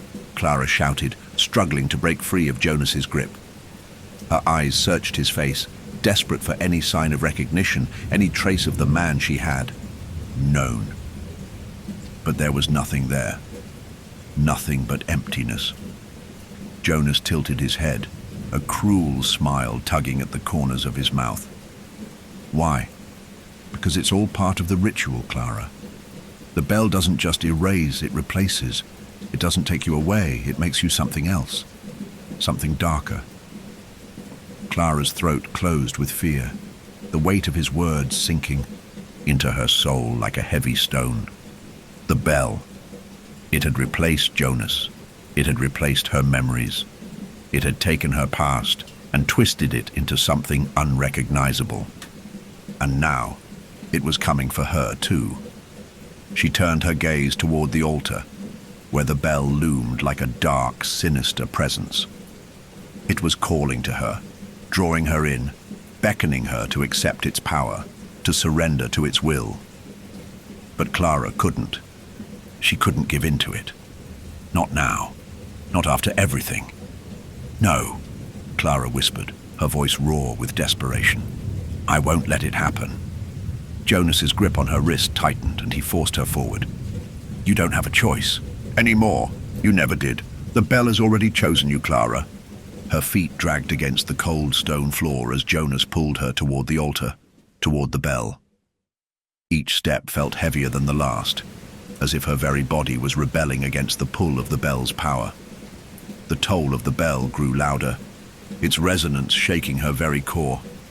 She reached up and tried to tear her wrist free, but Jonas was relentless. You can't fight it, he murmured, his breath cold against her ear. It's already in you. It always has been. The church seemed to fade, its walls blurring and shifting as the sound of the bell filled the space. Clara's mind raced, her thoughts scattered and fragmented. She remembered Simon, remembered the accident, remembered the guilt that had haunted her for so long. But now, it was all distorted, twisted by the bell's power, by the town's curse she had tried to forget. She had buried the memory, buried the guilt, but the bell had brought it all back. It had claimed her, just as it had claimed Jonas. No, she screamed, her voice breaking through the deafening toll of the bell. I don't want this. I don't want to become like you. Jonas's face softened, but the expression was empty, hollow. It's too late for that, Clara. You've already become what the bell wants. You're already part of it. With a final, desperate effort, Clara jerked her arm free. She stumbled backward, her legs trembling beneath her, her heart pounding in her chest. She couldn't let the bell take her. She couldn't let it take everything. But as she backed away, she felt something cold and unfamiliar. The floor beneath her feet began to shift, to crumble, as if the church itself were breaking apart. The bell's toll reached a deafening crescendo, shaking the very foundations of the church, of everything. Clara, listen to me. Jonas's voice broke through the chaos, cold and distant. The bell has already claimed us. It has already claimed you. There's no escaping it.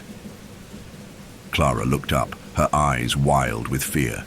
She could see the altar now, the bell above it, the twisted metal gleaming in the dim light. And as she stared at it, something inside her snapped. She knew what she had to do. She didn't have a choice anymore. With one final desperate cry, Clara turned and ran toward the bell, her feet pounding against the cold stone, her breath coming in ragged gasps. The bell tolled again, louder than ever, and she felt its pull, its power. trying to drag her into its embrace. But Clara wasn't running toward it to give in. She was running to destroy it, to destroy the thing that had haunted her, that had consumed Jonas, that had twisted her memories and buried her guilt beneath layers of darkness. The tolling of the bell grew louder, more intense as she reached the altar. She reached up, her hands trembling as they grasped the twisted metal of the bell, and with all the strength she had left, Clara pulled. There was a sickening crack. The bell trembled, its vibrations ringing through her skull, as if the very fabric of reality was tearing apart. And then, with a force that shook the ground beneath her, the bell broke free. Clara stood there trembling, the broken bell in her hands. The remnants of its twisted form hung heavy in her arms, its jagged edges cutting into her skin. She had done it. She had pulled it down, finally destroyed it. The toll of the bell that had haunted her for so long, the sound that had filled her dreams and shattered her mind, was gone. For the first time since she had arrived in Ashford Hills, there was silence. But the silence felt more oppressive than any noise. It wrapped around her like a suffocating blanket, pressing in on all sides, making her feel smaller, more isolated. The fog outside had thickened, and even the air felt different.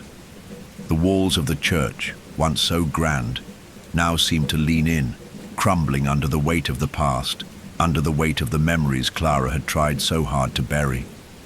She dropped the broken bell to the floor with a loud clank, the sound echoing through the church like a death knell. Her hands were shaking, covered in blood and dirt from where she had touched the jagged metal. Her body ached, her mind felt fractured, and her heart was still beating erratically in her chest, as though it couldn't decide whether to stop or keep racing. But the thing that terrified her most was the feeling that nothing had changed. The bell was gone, but the weight of her memories still pressed down on her, still clung to her, suffocating her with its presence. Simon, the crash, the guilt. She could still hear his voice in her head, faint and distorted, but it was there, persistent, unyielding. Clara, her breath caught in her throat. The voice wasn't just in her mind, it was real. She turned toward the sound, her heart leaping into her throat, and there, standing in the doorway of the church, was Simon. No, it couldn't be. It wasn't him. It couldn't be. The Simon she had known, the Simon who had laughed, who had been a part of her life, was gone. He had died in the accident. She had killed him. But this wasn't him. Not really. His body was wrong. The air around him shimmered with an unnatural light, his form too perfect, too still, like a reflection in a broken mirror. His face was pale, almost translucent, his eyes wide and unblinking. He looked like a ghost, a memory brought to life, twisted by the bells. "Power, Clara," the figure repeated. But this time, it wasn't just his voice. It was the bells. The toll had crept into his words, distorting them, as if they had become part of the same monstrous force that had controlled everything in this town. Clara's chest tightened as she backed away, stumbling over the broken bell on the ground. She tried to speak, to call out, but the words caught in her throat. She could feel the truth seeping back into her, the memories clawing their way back to the surface, demanding to be acknowledged, demanding to be felt.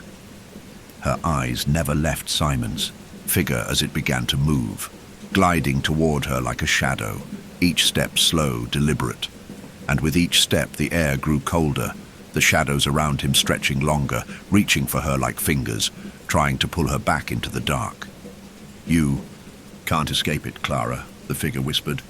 "You can't escape what you've done." Clara's mind spiraled into chaos.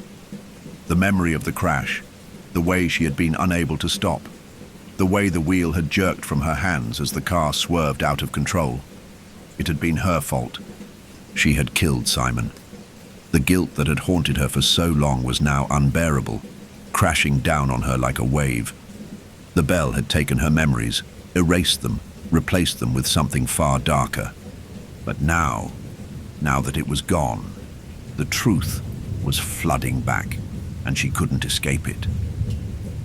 "Why did you let me forget?" Clara whispered, her voice raw with emotion. "Why did you let me live with this guilt all these years?" The figure of Simon stopped, standing just a few feet away from her now. He smiled, but it wasn't his smile. It was something twisted, something wrong. "You didn't forget, Clara," he said softly, his voice dripping with malice. "The bell didn't erase your memories. It distorted them." Clara took a step back, the full weight of his words crashing into her like a blow to the chest. She couldn't breathe. She couldn't think. Distorted. How could that be possible? The figure before her shifted, flickering like a faulty light bulb. Clara's eyes widened in terror as it became clear. Simon's form was no longer just an illusion. It was a recreation, a shadow of her guilt, twisted by the bell's influence, and it was not just haunting her. It was accusing her. The air around them warped, and the church itself began to shake, the floor beneath her feet cracking, splintering. The world seemed to collapse around her as the bell's toll grew louder, louder, until it was all she could hear. It was no longer a sound, but a presence. The bell was alive, and it was calling her to face the thing she had tried to forget. Clara. The figure of Simon stretched forward, his arms outstretched like the shadows pulling at her. "Face what you've done. Face the truth." The church seemed to collapse further, the walls bending inward, the ceiling groaning with the weight of its years. Clara reached out, but it wasn't Simon she was reaching for. It was the bell. The toll had become something more now. It was no longer just a sound. It was the force that had shaped her fate, that had pulled her into this web of guilt and lies. She closed her eyes and took a deep breath, the world around her collapsing into nothingness. And then, in that moment, Clara knew. She had to face it. She had to face her own role in Simon's death. She couldn't outrun the truth anymore. The bell wasn't just a physical object. It was a manifestation of her guilt, her trauma, and now it was giving her one final choice. The world was breaking apart around Clara. The church, once a symbol of sanctuary, was now a warped, twisted version of itself. The bell tower above her groaned, its edges splintering as if it were being eaten alive by the darkness. The distorted figure of Simon, the shadows of her guilt, reached out toward her, his form flickering like an old film reel, caught between worlds. The bell's toll had become a living thing, a physical force that vibrated through her chest, pressing against her heart, drowning out everything else. Clara couldn't breathe. She couldn't think. The air was thick with terror, the smell of dust and decay mixing with the acrid scent of fear that clung to her skin. The bell was calling her, pulling her in, and for the first time she realized something that sent a shiver down her spine. It wasn't just the bell that had manifested. It was her own guilt, her own torment, taking physical form, rising up from the depths of her mind to claim her once and for all. She had never truly been free from it. The bell hadn't simply erased her memories, it had twisted them, and now it had become a living nightmare. The air grew colder, colder than it had ever been. Clara could feel her bones aching with the chill as she stumbled backward, her feet slipping on the cracked stone floor. The walls of the church seemed to close in, bending toward her, as if they too were alive, reaching for her. The toll of the bell echoed louder, impossibly loud, until it was no longer just a sound. It was everything. The bell, the church, the distorted figures. They were all parts of her, parts of the trauma she had locked away, never daring to face. "Clara." Simon's voice called again, his words cutting through her like a blade. "It's too late. You can't undo what you've done." Her eyes darted around the church, her mind racing as she tried to find a way out. The door, the bell. Was there any way to escape this? But then, as the toll of the bell reached a deafening crescendo, Clara realized the truth that had been slipping through her fingers all along. There was no escaping this. The bell, the town, the church, and Simon, they were all reflections of her own mind, her own guilt, her own need to escape. The bell hadn't just come for her memories. It had come to reveal the truth, to force her to face what she had tried so desperately to forget. The bell wasn't an outside force. It was part of her, a manifestation of the truth she had buried beneath layers of fear, shame, and regret. Her hands trembled as she reached for the bell. The air was thick with its pull, its weight dragging her down like an anchor in a storm. Her fingers brushed against its cold metal, and she felt a surge of energy pulse through her, the sound of the bell reverberating in her very bones. The church shuddered, the bell's vibrations growing stronger. The air around her began to warp, bending in unnatural ways. The shadows stretched, swirling like a living thing, as if the very fabric of reality was being consumed by the bell's power. The church, the bell, and everything else in her mind seemed to collapse in on itself, folding in layers until Clara couldn't tell what was real anymore. "Clara," Simon's voice again, but this time it wasn't the voice she remembered. It was distorted, twisted, wrong. "You can't escape. You're already lost." She could feel the truth creeping into her mind, flooding her thoughts. The crash, the guilt, the loss, the things she had hidden, buried, hoping they would fade. But they never did. The bell had always been there, calling her to confront it. She had tried to run, to hide, to forget. But the bell wasn't a punishment. It was a reminder.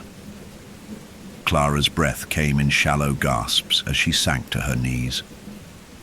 The bell's toll was unbearable now, vibrating through her skull, through her very soul. She could feel it taking root inside her, pushing her to the edge of something she didn't want to see. The shadows around her pressed in, suffocating her, and for a moment, Clara thought she might drown in the weight of it all. But then, a sudden clarity swept through her. The toll of the bell faded, the shadows dissipated, and Clara found herself standing in the center of the church once again. The walls, the ceiling, the bell, all of it was still there, but now they felt different. They felt empty. The bell's toll was no longer the overwhelming force it had been, but a faint, distant hum, like the sound of a far-off memory. For the first time, Clara realized that she wasn't fighting the bell anymore. She wasn't trying to escape it. She wasn't even trying to destroy it. The bell, the church, the shadows, they had all been part of her, part of the guilt, the pain, the truth she had been running from. But now she understood something essential. The bell wasn't just a curse, it was a catalyst. It forced her to face the truth she had been hiding from, the truth she had buried deep within her, thinking it would save her. The truth was that she was the one who had been holding herself captive all along. She had blamed the bell, blamed the town, blamed the curse. But all of it had been her own doing. The bell had never been the source of her pain. The source of her pain had always been the guilt she had refused to confront, the memories she had kept buried. Clara's heart pounded in her chest, but it was no longer out of fear. It was out of clarity. She stood up, her legs unsteady, but her resolve firm. She turned toward the bell, the one thing that had haunted her for so long, and she faced it, finally ready to confront the truth. She had been the one to call it. She had been the one to give it power. The toll of the bell softened, and in its place, a single quiet note rang through the air. It wasn't a loud, overwhelming sound anymore. It was soft, gentle, almost like a sigh. And for the first time, Clara felt a sense of peace. The bell had not been the cause of her torment. The bell had been the key. The church had fallen silent, but the weight of the bell's toll still hung in the air. Clara stood alone in the center of the altar, the broken bell now resting at her feet, its jagged edges a stark reminder of everything she had fought against. For so long she had seen the bell as the enemy, as the force that had tortured her, that had stolen her memories and buried her guilt. But now, in the stillness that surrounded her, she realized the truth. The bell was not the cause of her pain. It was a mirror reflecting back the darkness she had refused to face. The town, the church, even the ritual, these were all part of her own unraveling. And in this silence, in this moment of painful clarity, she understood that she had been the one to summon this curse upon herself. But there was more. There was something deeper, something older, buried beneath the surface. The bell hadn't just been a tool of punishment. It had been the beginning of a ritual, one that had been passed down through generations, one that had taken root in Ashford Hills, long before she had arrived. And now, she was at the center of it. Clara's heart still pounded in her chest, but she forced herself to take a step forward, to move toward the altar where the bell had once sat. Her mind raced, but the fog of fear that had clouded her judgment began to clear. She needed to understand.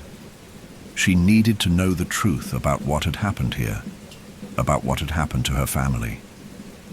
As she reached the altar, she noticed something she hadn't seen before. A hidden compartment beneath the worn stone, its edges barely visible beneath the dust and debris of the crumbling church. She knelt down, her fingers trembling as she pried it open, revealing a small, leather-bound book. It was old, its pages yellowed and brittle with age, its cover adorned with symbols she didn't recognize. Clara hesitated for only a moment before she opened the book. The first page was filled with strange markings, symbols, runes, and cryptic words in a language she couldn't read. But as her fingers traced the faded text, something stirred within her. She recognized the words, even though they made no sense. The bell, the ritual, the curse, the town, and her family. Her heart skipped a beat as she read the last line, the one that had been scrawled hastily in the margins. The bell will claim its last soul, the one who calls it, and in doing so will break the cycle, but only if the memory is restored. Clara's breath caught in her throat. The last soul. Her mind reeled. Was it true? Was she the last? The bell had already claimed so much: Jonas, Simon, the town. But what did the book mean by the last soul? Her heart pounded as the meaning of the words began to settle in. She wasn't just the one who had summoned the bell. She was the key to ending the curse. The final piece of the ritual, the final step toward breaking the cycle of guilt and memory that had bound this town for so long. But how? How could she undo what had been done? How could she break the hold the bell had on her, on all of them? Clara closed the book and looked around the church, the shadows now stretching long across the cracked stone floor. The bell was silent, its presence looming in the background like a ghost. The bell had been a prison for so many, but Clara realized now that it was more than just a symbol of guilt. It was a part of the ritual, a mechanism designed to extract a final soul-shattering memory from its victim. But whose memory? Clara thought. Her mind was swimming with the revelation, but the answer seemed just out of reach. She had to face the truth, not just of Simon's death, but of what had really happened that night. The crash, the guilt, the ritual that had been set in motion before she even knew it. Suddenly she felt the presence of something behind her, a shadow moving in the corner of her eye. Clara turned, her heart racing. Standing at the doorway of the church was Bee Blackwood, her dark eyes gleaming in the dim light. Bee stepped forward, her presence filling the room like a heavy fog. "You've found it, haven't you?" she asked, her voice low and smooth, like an old song. "The truth," Clara's breath caught. Bee had been a part of all of this. She had known from the very beginning what was happening to the town, to the bell, to Clara. Bee wasn't just a local woman. She was part of the curse, part of the ritual that had tied the town to its never-ending cycle. "I don't understand," Clara said, her voice shaking. "What is this? What is the ritual? What did my family have to do with it?" Bee smiled, but there was no warmth in it. "Your family is the key, Clara. Your bloodline. It was always meant to be you. Your ancestors started this. They bound themselves to the bell, made a pact with it, believing that they could erase their sins, their guilt. But the bell didn't erase it. It transformed it. And now it's your turn." Clara's mind spun. Her family. She had always thought of Ashford Hills as a place to escape, to run from her past.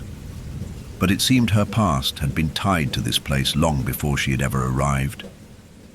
"Your ancestors were the ones who built the church, who created the bell," Bee continued, her voice cold and knowing. "They thought they could escape their guilt, their sins, but the bell has been waiting for the one who would complete the ritual, and now it's you." Clara felt the weight of Bee's words sink in. The bell, the ritual, her family's involvement. It was all part of a cycle that had been set in motion long before she was born. But why had she been chosen? Why her? "You have a choice now, Clara," Bee said, stepping closer. "The bell will claim the last soul. Will it be yours? Will you sacrifice yourself to break the cycle? Or will you let the bell claim you like it claimed your brother, your friend?" Clara's throat tightened. Jonas, Simon. They had been lost, consumed by the bell's power, by the curse that had haunted this town for generations. And now it was her turn. But Clara wasn't sure if she had the strength to face the truth, to make the choice that would either break the cycle or condemn her forever. Bee's eyes locked onto hers, her voice almost a whisper. "The bell will claim its last soul, Clara, and that soul could be you. But only if you accept the truth, if you remember, if you let the bell take the memory you've been fighting." Clara's body trembled with the weight of her decision. The bell was not just a tool of punishment. It was a reflection of everything she had avoided, everything she had buried deep within herself. But the truth was now inescapable. She had to remember. She had to confront the thing she had feared most. Clara closed her eyes, bracing herself for what was to come. The bell had taken so much. It had consumed Jonas. It had consumed Simon. But now, she was ready. Ready to face the truth. Ready to make the choice. The toll of the bell began again, but this time Clara didn't flinch. She was ready. Clara stood at the altar, the weight of the book heavy in her hands, the air thick with the musty scent of old stone and memories. Her heart still raced from the revelation Bee had given her, the shocking truth about her family's involvement. In the curse, in the bell, in the cycle that had bound Ashford Hills to a fate of suffering. The bell had claimed so much already. Her brother Simon, her friend Jonas, the townspeople. And now, as Clara stood there, she realized that she was the final piece of the puzzle. She had come so far, but the question still lingered in her mind. What was she supposed to do now? The toll of the bell had stopped, but its presence still clung to the church, its resonance vibrating through her body like a living thing. The silence that followed felt unnatural, an uncomfortable pause in the long, unbroken ritual that had plagued this town for generations. It was as though the bell itself was waiting for her decision, for her to take the final step. Clara turned her gaze toward B, but B was gone. The shadows in the church had lengthened, twisting in ways that didn't make sense, and now the silence felt less like peace and more like something that was waiting for something terrible to unfold. And then, a sound, a footstep, echoed from the back of the church. Clara's heart skipped a beat, her body stiffening, her breath caught in her throat. She knew that sound. She knew that presence. Jonas? Her voice trembled, not with fear, but with something else. Something she couldn't quite place. Could it really be him? After everything, after what had happened to him? Jonas emerged from the shadows, his face gaunt, his eyes hollow.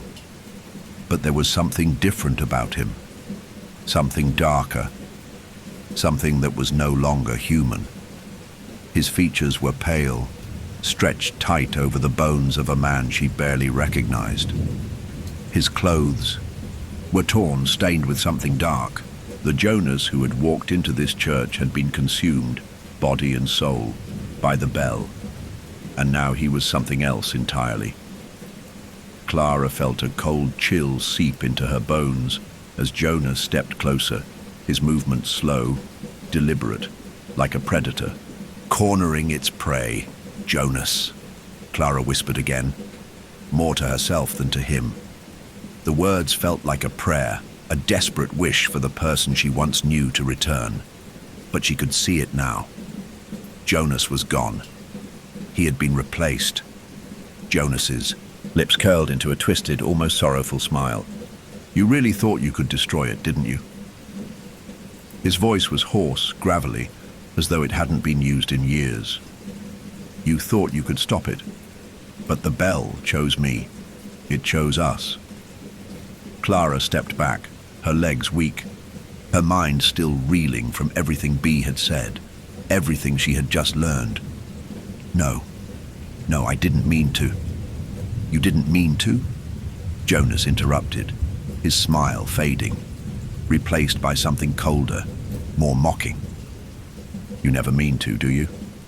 You always think you can escape, think you can run from what you've done. But in the end, the bell knows the truth. It knows what's inside of you, Clara. Clara shook her head, tears welling up in her eyes. The bell. The bell had been the thing she'd been fighting all along, hadn't it? But now, Jonas's words hit her like a wave, crashing through her fragile resolve. She hadn't escaped. She hadn't escaped at all. You think you're the only one who's been chosen? Jonas continued, his voice now rising with a venomous edge. You think the bell only wanted you? It was always meant to break you, Clara. To turn you into me, into us. Clara staggered backward as Jonas stepped toward her.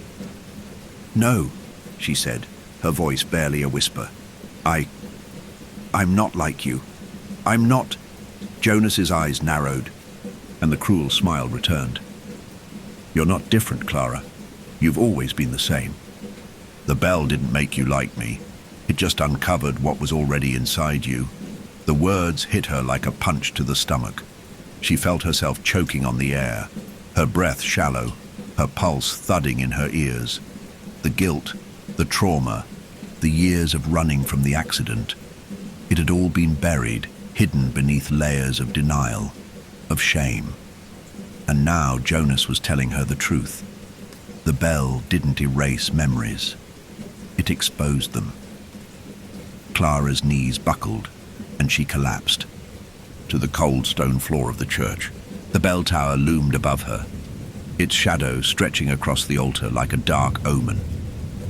She had been running from the past for so long, but it was clear now that there was no running anymore. The bell had claimed her, just like it had claimed Jonas, just like it had claimed Simon. Jonas knelt beside her, his eyes burning with an intensity that sent a wave of fear crashing through her. His hand reached out, his fingers cold as they brushed against her cheek. The touch felt like ice, like death itself. "You're part of it now, Clara," Jonas whispered, his voice soft but laced with venom. "You always were. The bell doesn't care about you. It only cares about what it takes, what it replaces, and it always takes." Clara recoiled from his touch, but the words kept echoing in her head. "The bell doesn't care about you. It only cares about what it takes." What had she lost? What had the bell stolen from her? Her brother, her memories, and now, her very soul. Jonas stood up, the shadows of the church swallowing him whole. "There's no redemption for you, Clara. There's no escape. The bell will claim what it has to claim, and then it will move on. It will move on to the next soul." Clara's breath was shallow, her chest tight. She wanted to fight back. She wanted to scream, to run, to break free from this curse that had trapped her. But the truth was inescapable. Jonas was right. The bell had already claimed her. It had already replaced the parts of her that had been broken, the parts of her that had died along with Simon. She had tried to erase it all. She had tried to bury it, but now she knew. She couldn't run anymore. The bell had already taken everything.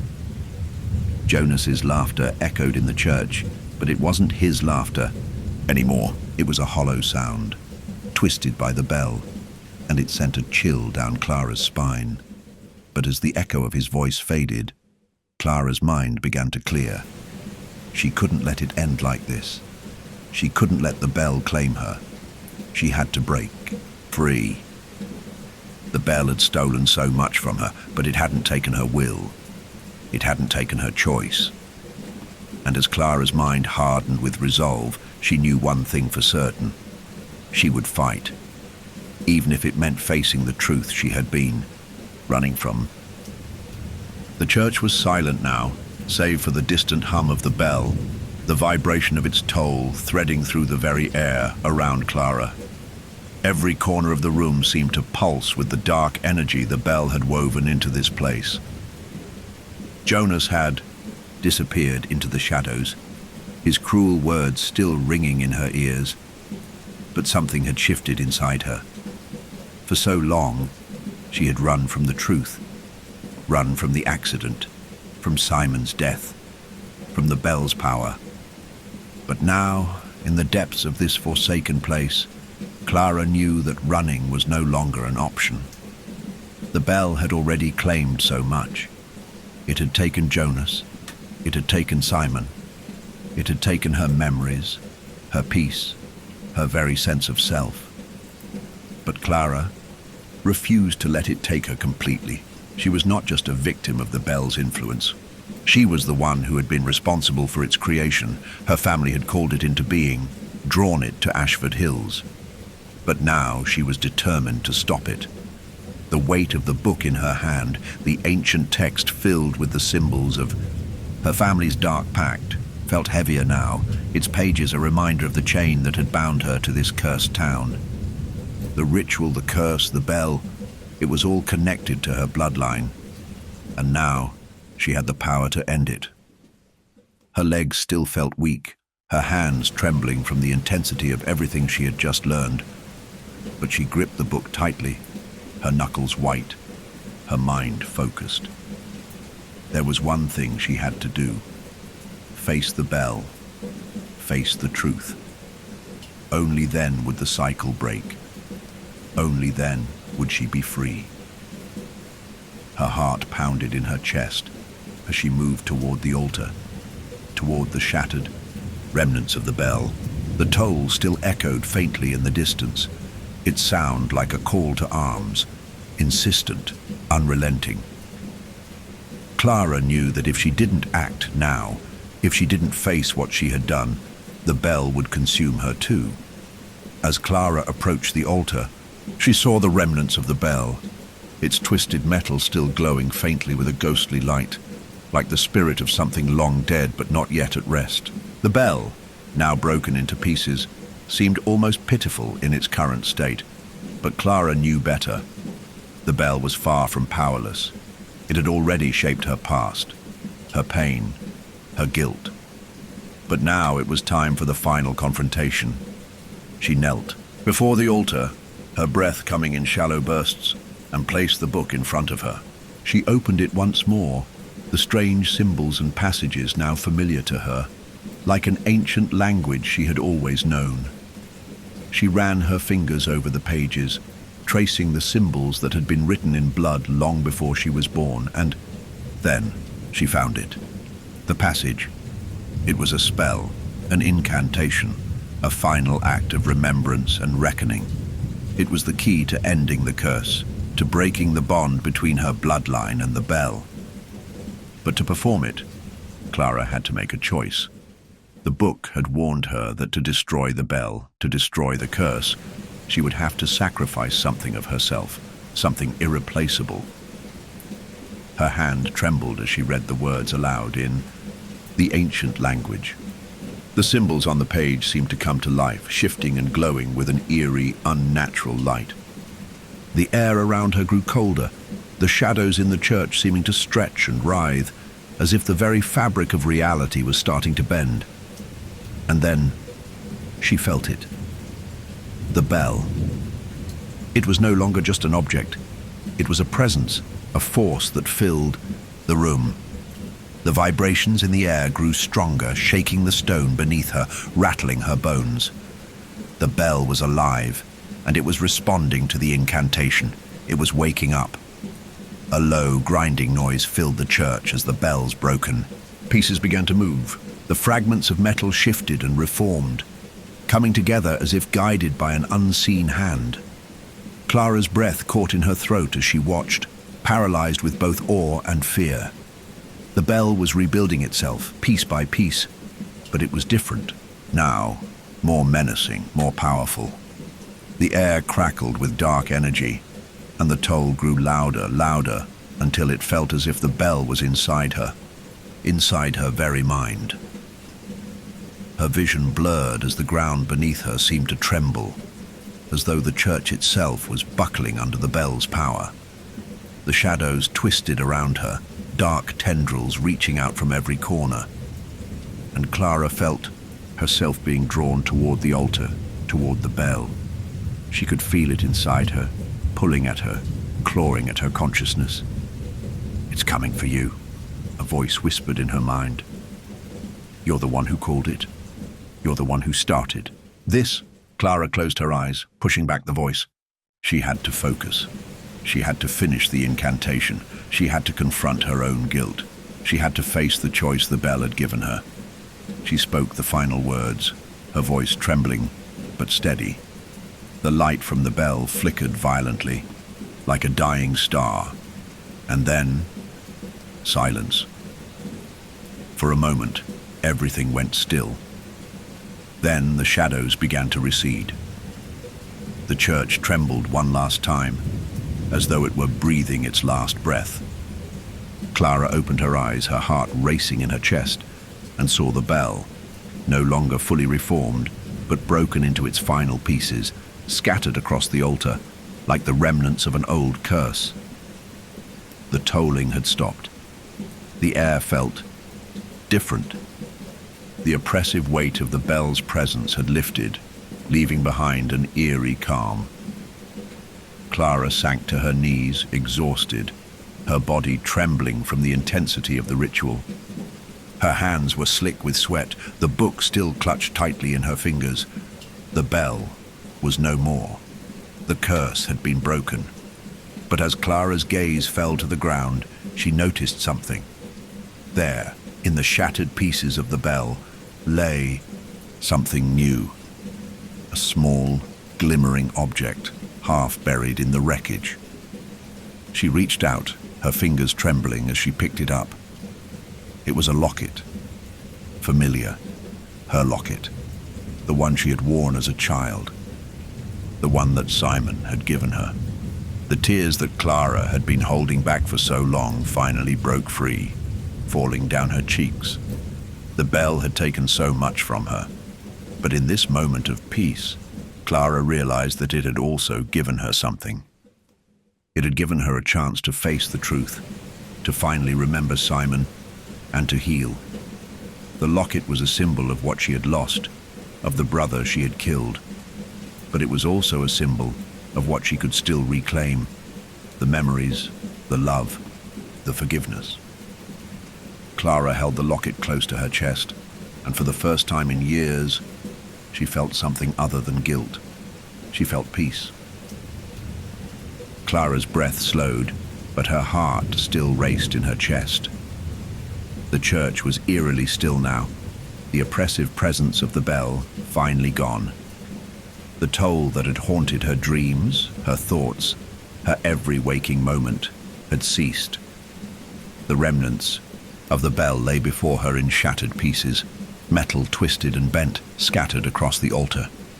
For a long moment, Clara simply knelt there, the locket clutched tightly in her hands, her mind still reeling from the ritual, from the truth she had just faced. The silence felt like a living thing, heavy, thick, and yet, in its stillness, Clara could feel the weight of her choice, the price she had paid to break the cycle. The bell, her family's curse, had been defeated, but there was something else that lingered. The shadows in the corners of the church were starting to fade, but even in their retreat, they left behind a lingering sense of dread, like a memory that refused to die. And then, something shifted. Clara's body tensed as a low, guttural sound reverberated through the church, like a whisper caught in the wind. Her eyes darted around the room, the shadows swirling in the corners like dark tendrils reaching toward her. At first she thought it was her imagination, just the remnants of the bell's power fading into the past. But then she felt it. The air grew heavier, thick with a presence. Something that was still there, still waiting. The shadows gathered once more, condensing into something more tangible, something more alive. Clara's breath hitched as the figure began to materialize in the center of the altar. She could see it now, a silhouette, humanoid, but shifting, flickering like a candle flame caught in the wind. And within that figure, Clara could see the shape of a face. Her face. Her breath caught in her throat. She knew who this was. She had seen it in her dreams, in her memories, the thing that had been calling her. The thing that had been pulling her toward the bell. It was her own reflection, twisted, distorted, broken. Her eyes locked onto the figure, and in an instant, she realized what it was. This wasn't just an echo of herself. This was the version of her that had been buried, locked away. The one she had been running from, the guilt she had tried to erase. The figure stepped forward, its movements jerky, unnatural. As it moved closer, the shadows seemed to stretch, pulling at the edges of the room, wrapping around her like a suffocating blanket. "You broke the cycle," the figure said, its voice soft but carrying the weight of centuries. It was her voice. No, not just her voice, but the voice of every regret, every forgotten sin, every moment she had tried to bury. "But you haven't broken the truth." Clara's throat went dry. "What do you mean?" she whispered, her body trembling in fear. The figure's face twisted into a smile, but it wasn't the kind of smile she knew. It was a smile of sorrow. "You've erased everything except this." It gestured toward Clara's chest, where the locket still hung, the one Simon had given her.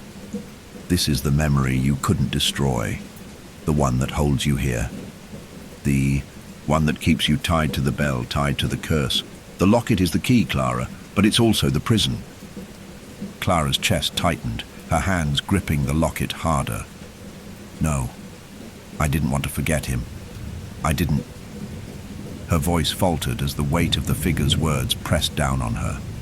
The reflection in front of her seemed to grow, its form becoming more solid, its presence heavier.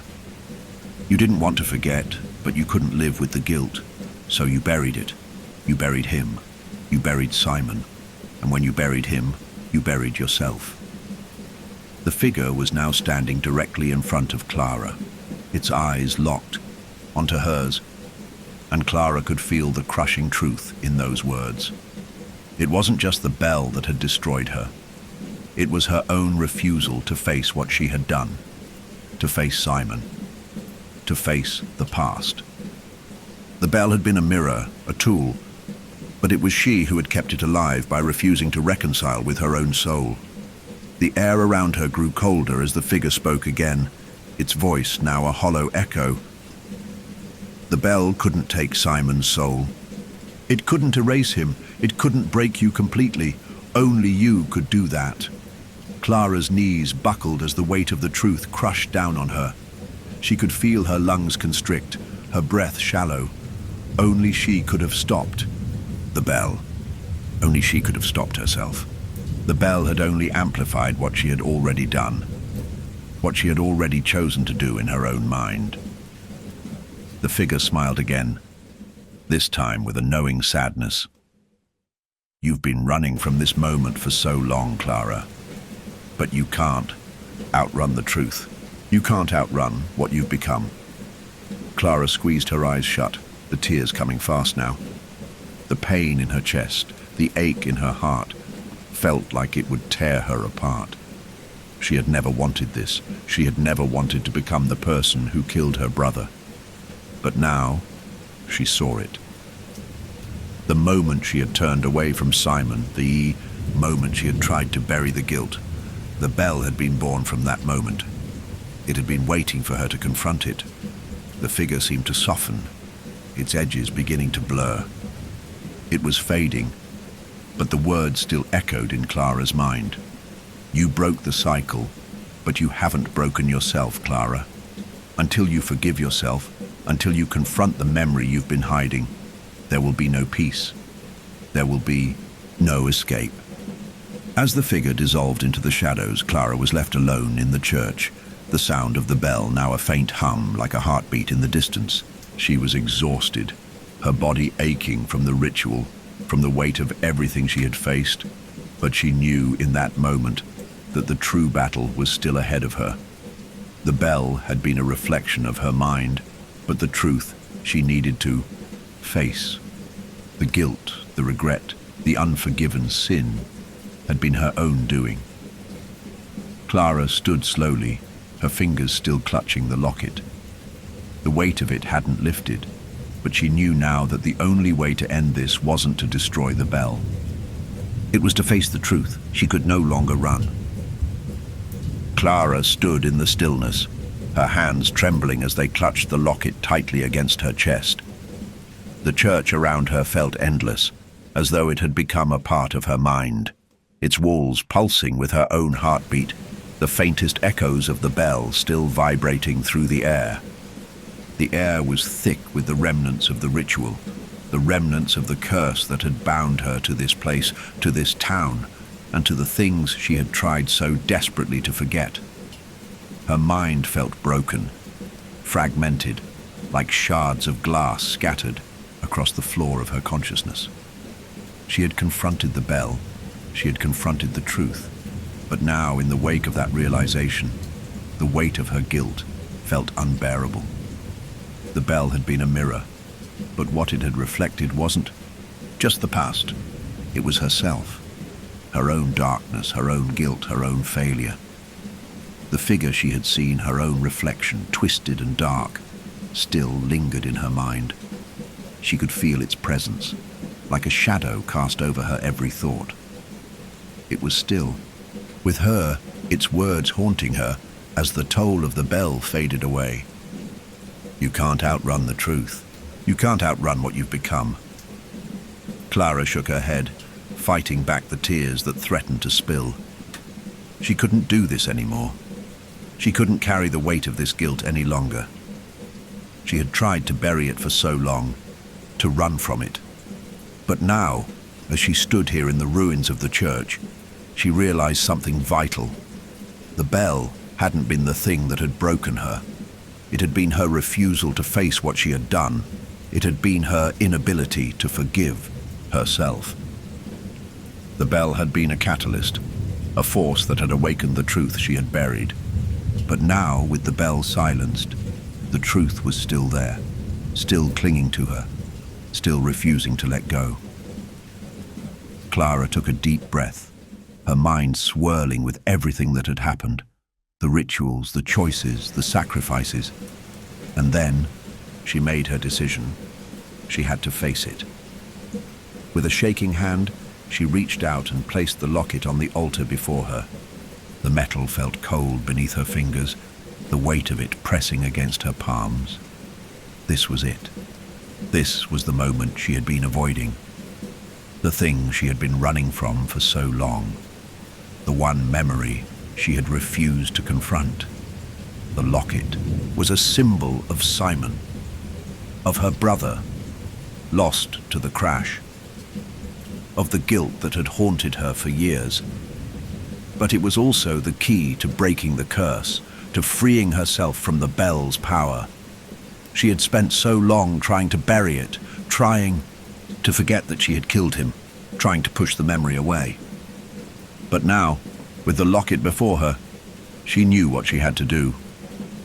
Clara closed her eyes, and for the first time, she let herself feel the weight of the memory she had been avoiding. She remembered the crash. She remembered the flash of headlights, the screech of tires, the sudden jolt of the car as it swerved out of control, the panic in Simon's eyes, the helplessness in his voice as he begged her to stop. She remembered the moment before everything went dark, the last desperate moments before she lost him, but this time she didn't push it away. This time she didn't run. She allowed herself to feel it. "I'm sorry," Clara whispered through tears. "I'm so sorry, Simon. I never meant to." The church seemed to tremble around her, and she could feel the presence of the bell once more. But it wasn't oppressive. It wasn't crushing.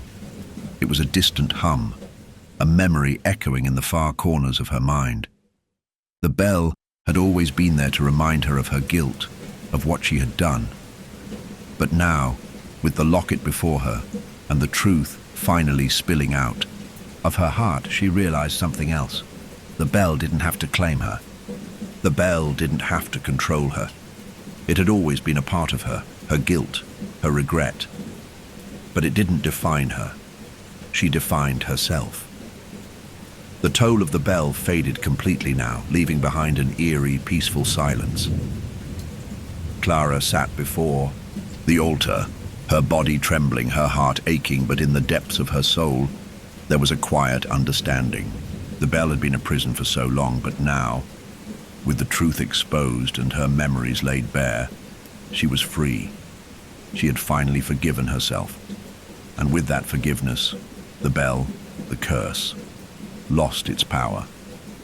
The air in the church lightened, and for the first time in years, Clara felt the weight of the past lift from her shoulders. The bell had claimed so much, but it had never claimed her, not entirely. And now she could leave this place behind. She could leave Ashford Hills behind. But before she could rise to her feet, something changed in the room. The shadows in the corners of the church began to shift, and from them emerged a figure. Clara's heart skipped a beat as the figure stepped into the dim light. It was Jonas, but not the twisted version she had seen earlier. This Jonas was different. His face was still pale, but there was something human in his eyes now, something familiar. He looked at her with sorrow in his expression, but there was no malice in his gaze. "Clara," he said softly, his voice quiet, almost apologetic. "You've done it. You've broken the cycle." Clara stared at him, her chest tightening. "But what happened to you?" Jonas took a step forward, his gaze softening. "The bell. It was never meant to be permanent. It only took as much as we allowed it to. The bell was a reflection of our guilt, of our own inability to forgive. When you let go of the past, when you forgave yourself, you broke its hold on me too." Clara's mind spun. She had broken the cycle, not just for herself, but for Jonas, for everyone who had been lost to the bell's curse. The bell's power had always been tied to the guilt they carried, to the unhealed wounds of their pasts. And now, with the bell gone, with the truth finally laid bare, the cycle was broken. Jonas reached out and placed a hand gently on Clara's shoulder. "You're free now. We're all free."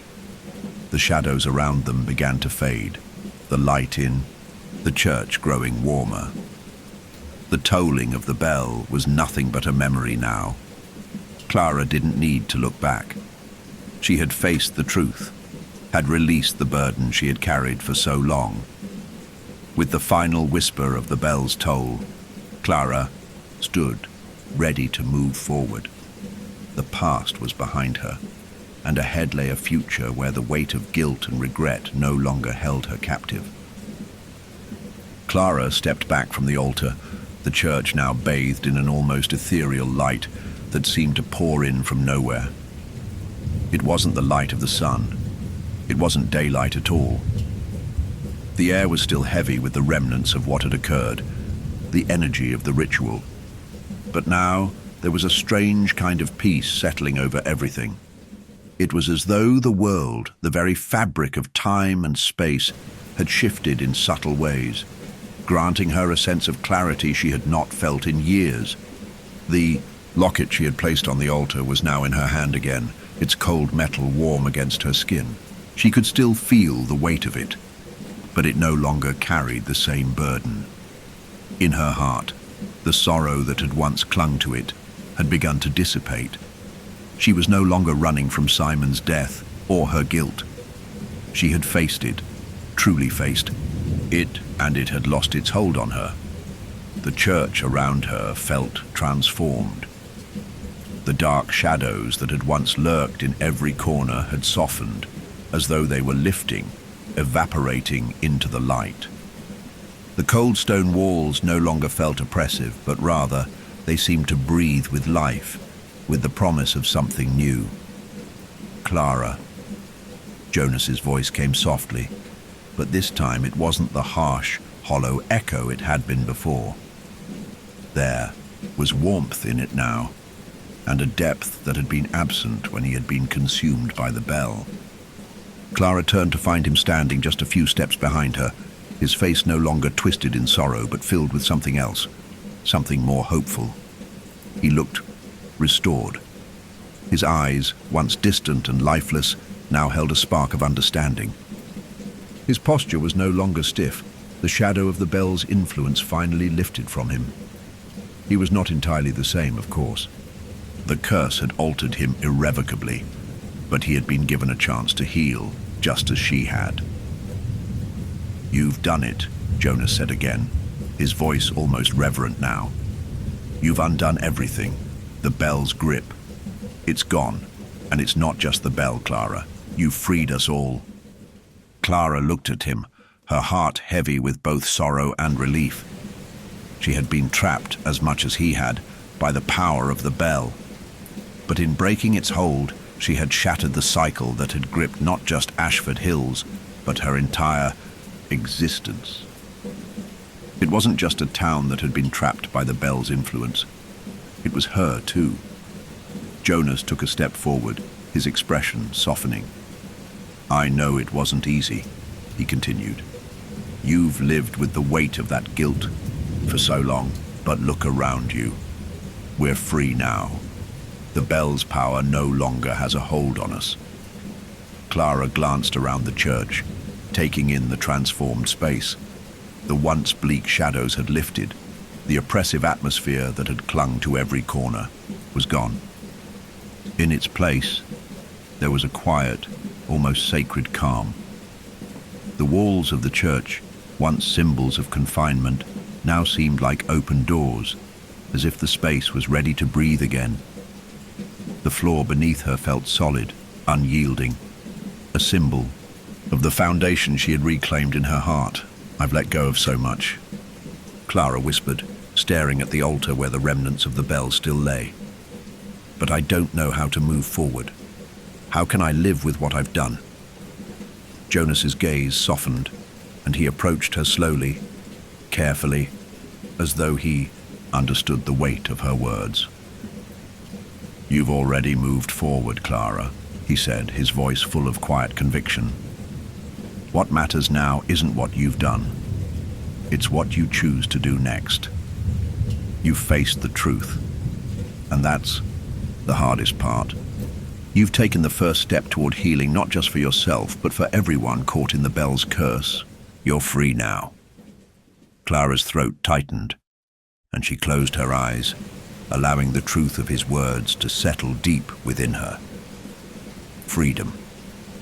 It was something she hadn't dared to hope for. Not for herself, not for Simon, not for anyone. She had been so consumed by the past, by her guilt, that she had forgotten what it felt like to be free. But now, standing here in the church, in the place where the curse had begun, she could feel it. The weight had lifted. The chains had fallen away. When she opened her eyes again, Jonas was still standing in front of her, offering her the gift of understanding. He had been lost to the bell, consumed by its power, but now he had come back. He had returned to himself. And she too had returned to herself. The locket in her hand felt lighter now, as if the very act of facing the truth had freed it from the heavy burden of guilt. She held it up, letting the light of the church reflect off its surface. It had been a symbol of loss, but now it was something else. Now it was a symbol of what she had reclaimed, a part of herself, a part of Simon, and the chance for healing that she had long denied. "Do you think," Clara said, her voice barely above a whisper, "that I could ever truly forgive myself?" Jonas smiled softly, his eyes full of quiet wisdom. "You already have, Clara. You just had to let yourself believe it." She nodded slowly, the weight of those words sinking in. The bell had forced her to confront the hardest truth of all, the one that she had kept hidden, buried deep within her heart. But it had also given her something else. It had given her the chance to heal. The church, which had once been a place of fear and sorrow, now seemed to glow with the promise of something new, something bright. Clara could feel it in the air, the shift, the change. The bell's curse had not just been broken, it had been transformed. The past was no longer an anchor pulling her down. It was now a foundation, a place from which she could grow. And as Clara stepped forward, standing alongside Jonas in the center of the church, she realized that the journey wasn't over. It was just beginning. "Are you ready to go?" Jonas asked softly. Clara smiled, a tear slipping down her cheek as she nodded. "Yes, I'm ready." With the sound of the bell fading into the distance, Clara and Jonas walked out of the church, stepping into the light of a new day. The past had been faced. The future awaited them. And for the first time in years, Clara felt free. Clara stepped into the light, the door of the church swinging open before her like a portal to a new world. The air outside was crisp, the fog lifting with the first hints of dawn, and the weight of the past, heavy and suffocating, seemed to dissolve with each step she took away from the altar. The echoes of the bell were gone. The darkness had lifted, and for the first time in years, Clara could breathe without feeling the relentless weight of guilt pressing on her chest. She glanced over at Jonas, who stood beside her, his eyes thoughtful but calm, as though he too felt the shift in the air, the palpable change that had taken place within them both. He wasn't the same man who had once been consumed by the bell, and neither was she. They had both been shattered, broken by the curse, and yet here they were, standing together in the quiet light of a new day, free from the chains that had bound them for so long. "It's strange," Clara said softly, her voice trailing off as she looked out across Ashford Hills, the town now quiet, still. The streets, once suffused with an eerie tension, seemed peaceful now. The cursed toll of the bell had stopped, and with it, the sense of oppression that had hung over everything for as long as Clara could remember. I thought I would feel different, that I would feel free, in a way I've never felt before. Jonas looked at her, his gaze soft and understanding. "You will," he said, his voice steady. "But freedom isn't something that happens all at once. It's a journey, a process. You've taken the first step. And now the rest of it will unfold, piece by piece." Clara nodded, but her mind was still swirling, filled with questions. The truth she had faced, the bell, her family, the curse that had haunted Ashford Hills for generations, was only part of it. She had broken the cycle, freed herself from the grip of guilt, but there was still so much more to understand. What would life be like now, after everything? Was the town truly free? And what about Simon? Could she ever truly make peace with the memory of what had happened to him? "Do you think the town will ever be the same?" Clara asked, her voice quieter now. "I mean, the bell was the heart of it all, the source of all this darkness. Can Ashford Hills really move forward?" Jonas followed her gaze as they stood there side by side. The town was still, quiet, but it was as though a layer of heaviness had been lifted. "I think it will," he said slowly, the words thoughtful. The bell was a symptom. It was the town's way of dealing with something much deeper, its history, its secrets, the guilt and regrets of the people who lived here. The bell was never just an object. It was the embodiment of everything that went unspoken, everything that was buried. Clara turned to face him, her brow furrowing slightly as she considered his words. "So you think that by breaking the curse, by stopping the bell, we've healed the town?"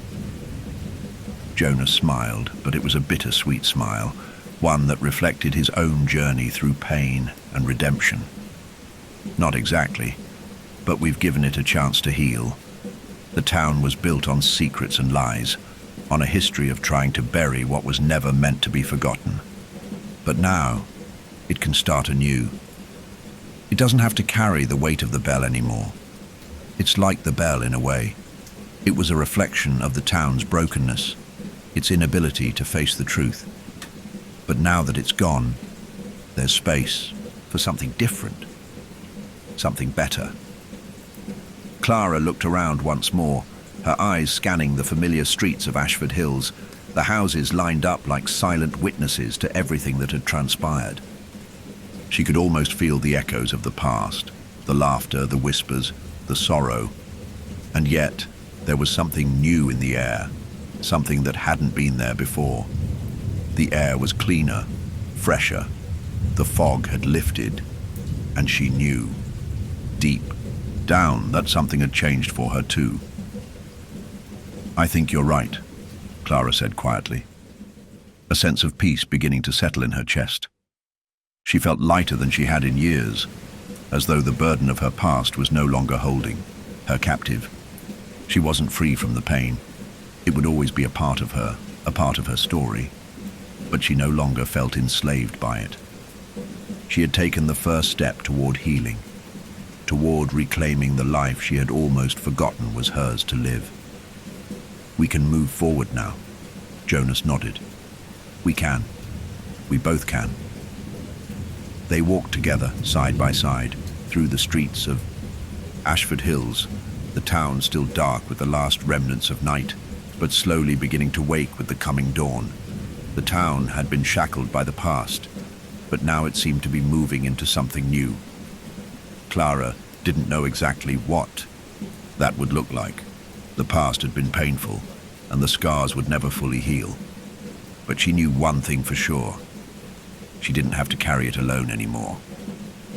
As they walked, Clara felt a shift within her, a deep, spiritual shift. The bell had been the outward manifestation of everything that had consumed her, of the trauma she had tried to forget, the guilt she had buried. But now that it was gone, now that the cycle was broken, she felt herself being restored. The memory of Simon, of what had happened, was still there, but it no longer held her in a stranglehold.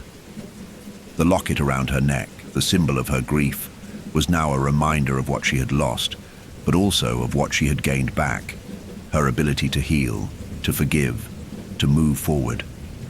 And as the first rays of sunlight began to creep over the horizon, Clara realized that just as Ashford Hills had the chance to begin anew, so did she. She was no longer defined by her past. She was free to choose who she would be, what she would become. The bell was no longer calling her. It was silent. And for the first time in a long time, Clara felt something she had almost forgotten existed: hope. Clara walked alongside Jonas through the quiet streets of Ashford Hills, the golden light of dawn filtering through the trees that lined the town's main avenue. The town, which had once felt like a cage, now seemed to breathe with new life. It felt alive again, free from the bell, free from the curse that had haunted it for so long. And yet, for all its newfound peace, Clara felt an undercurrent of tension that refused to let go of her. She was free. She had broken the cycle, shattered the bell's hold over her and Jonas. The curse was lifted. Ashford Hills could heal. But there was a deeper question, one that kept nagging at her, clawing at the edges of her thoughts. It wasn't the question of whether she could live with herself or whether the town would recover. It was the question of how much the bell had really taken and how much of her own past had been erased, distorted, or replaced. The bell had consumed so much: the guilt, the loss, the haunting memories of Simon. But even now, as the town breathed, in its newfound freedom, Clara could feel something stirring inside her, a growing sense of loss that she couldn't quite shake. It wasn't a loss of Simon himself. She had confronted that. It wasn't a loss of her memories. They were hers. Again, it was the loss of something deeper, a feeling that she could never really get it all back, that the cost of breaking the curse hadn't just been the bell's toll, but the part of herself she'd sacrificed in the process. Jonas noticed the change in her silence and the way her gaze seemed to linger on the edges of the town, almost as if she were searching for something she couldn't find. "Clara," he asked gently, "are you okay?" She looked at him, a small smile tugging at the corners of her lips, but the weight in her heart didn't lift. "I don't know," she whispered, her voice small. "I think so, but it doesn't feel like everything is settled. There's a part of me that still doesn't feel like I'm finished, like the bell, like it took more than I realized." Jonas nodded, his gaze soft and understanding. "I know what you mean. It's like there's a hole that the bell left behind. But that hole, it's yours now. You get to fill it. It's up to you." Clara shook her head. "But the bell did take something, Jonas. Something I can't get back. And I'm afraid I might lose myself in that." The town's quiet streets seemed to grow quieter, still, as if the wind itself had decided to hold its breath. Clara turned toward the church, where the bell tower loomed in the distance. It was quiet now, its chimes long gone, but Clara could feel it pulling at her again. The bell had been the manifestation of everything she feared, everything she had tried to bury. But now, with it gone, she felt an emptiness. It was a silence that echoed, a hole in her heart that would not fill simply because the curse was lifted. Jonas, sensing her turmoil, reached out, placing a hand on her shoulder. "Clara, you've been through more than anyone should have to, and maybe that hole is part of what makes you, you. But it doesn't have to define you. You've already faced so much. You've let go of Simon, of the guilt. You've broken the cycle. Now you get to decide what comes next." Clara's eyes met his, and she saw the truth in his words. She was standing at a crossroads between what she had been and what she could become. The town was healing, and so was she. But there was one final thing that held her back. One final choice that she hadn't yet made. The bell had broken the cycle, but now it was time for her to choose how to live with the pieces. "Jonas," Clara said quietly, her voice trembling.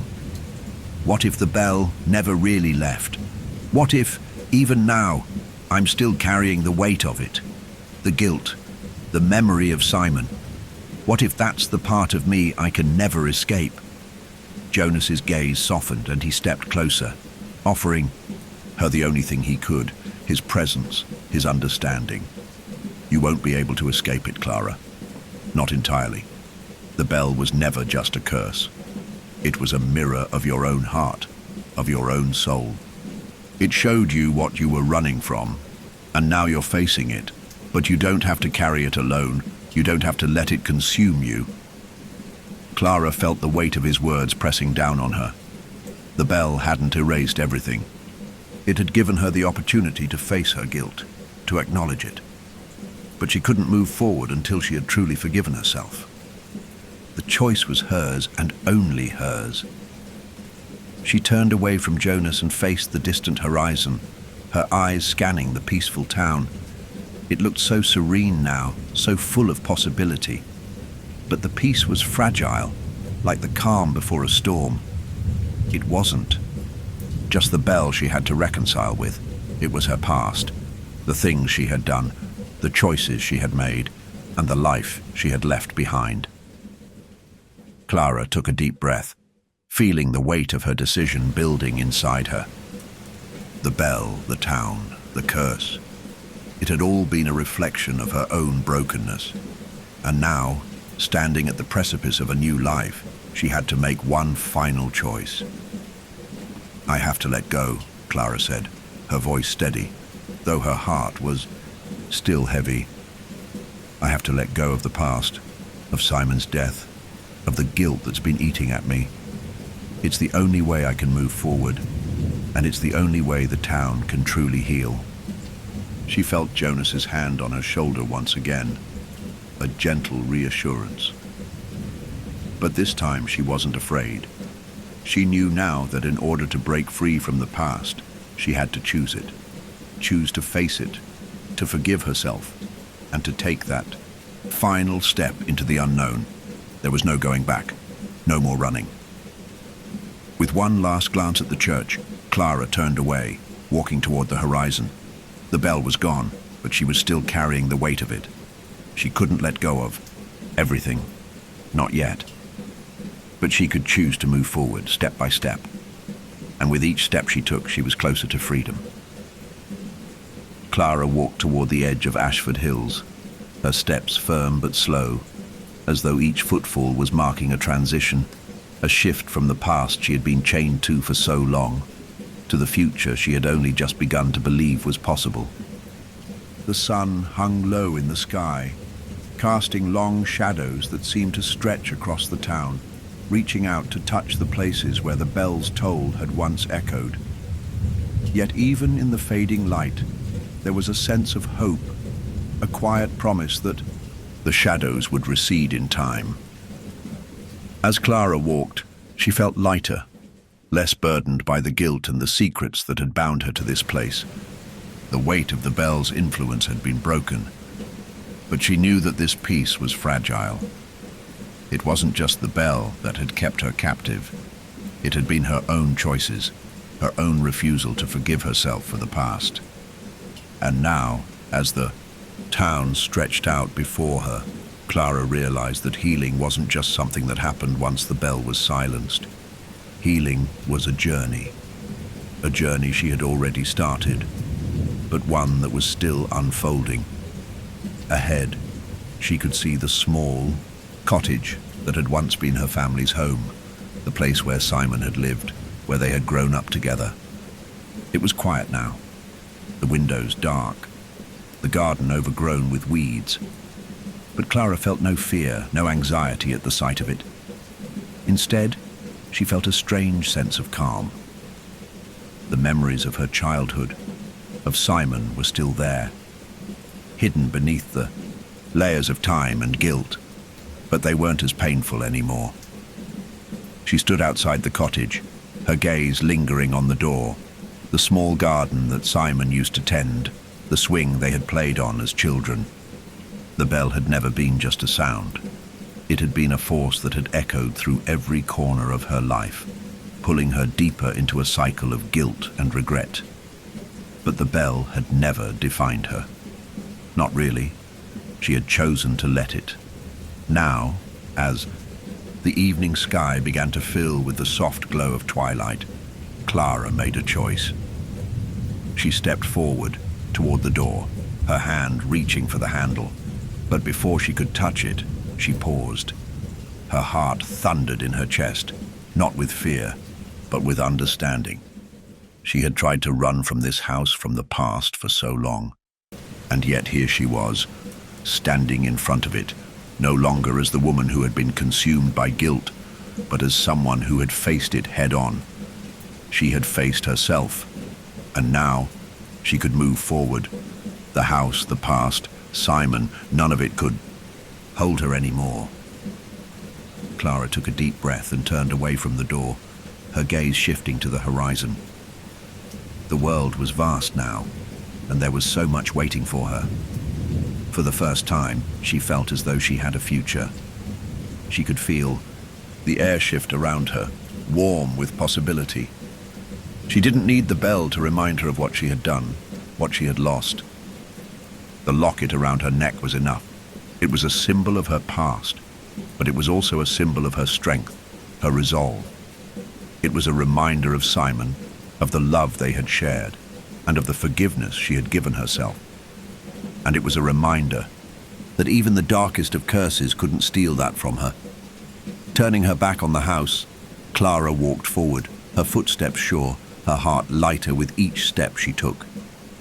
The town behind her was still and quiet, but ahead she saw the road stretching far into the distance. The world beyond Ashford Hills was waiting for her, and she was ready. As Clara walked into the future, the last toll of the bell echoed in her mind. It wasn't loud or overwhelming anymore. It was a fading memory, a distant sound that no longer had the power to pull her back into the past. The bell had served its purpose. It had forced her to confront the darkest parts of herself, the parts she had buried. But now it was done. The bell was silent, and with its silence, Clara had found her voice, her past, her guilt, the weight of Simon's death. They would always be a part of her, but they no longer defined her. She had chosen to break the cycle. She had chosen to forgive herself, and with that choice, she had claimed her future. The sun dipped below the horizon, casting the world in hues of gold and purple. Clara didn't look back at the town she had once been trapped in. She didn't need to. The future, vast and open, lay before her. The bell had fallen silent, but Clara's journey was just beginning.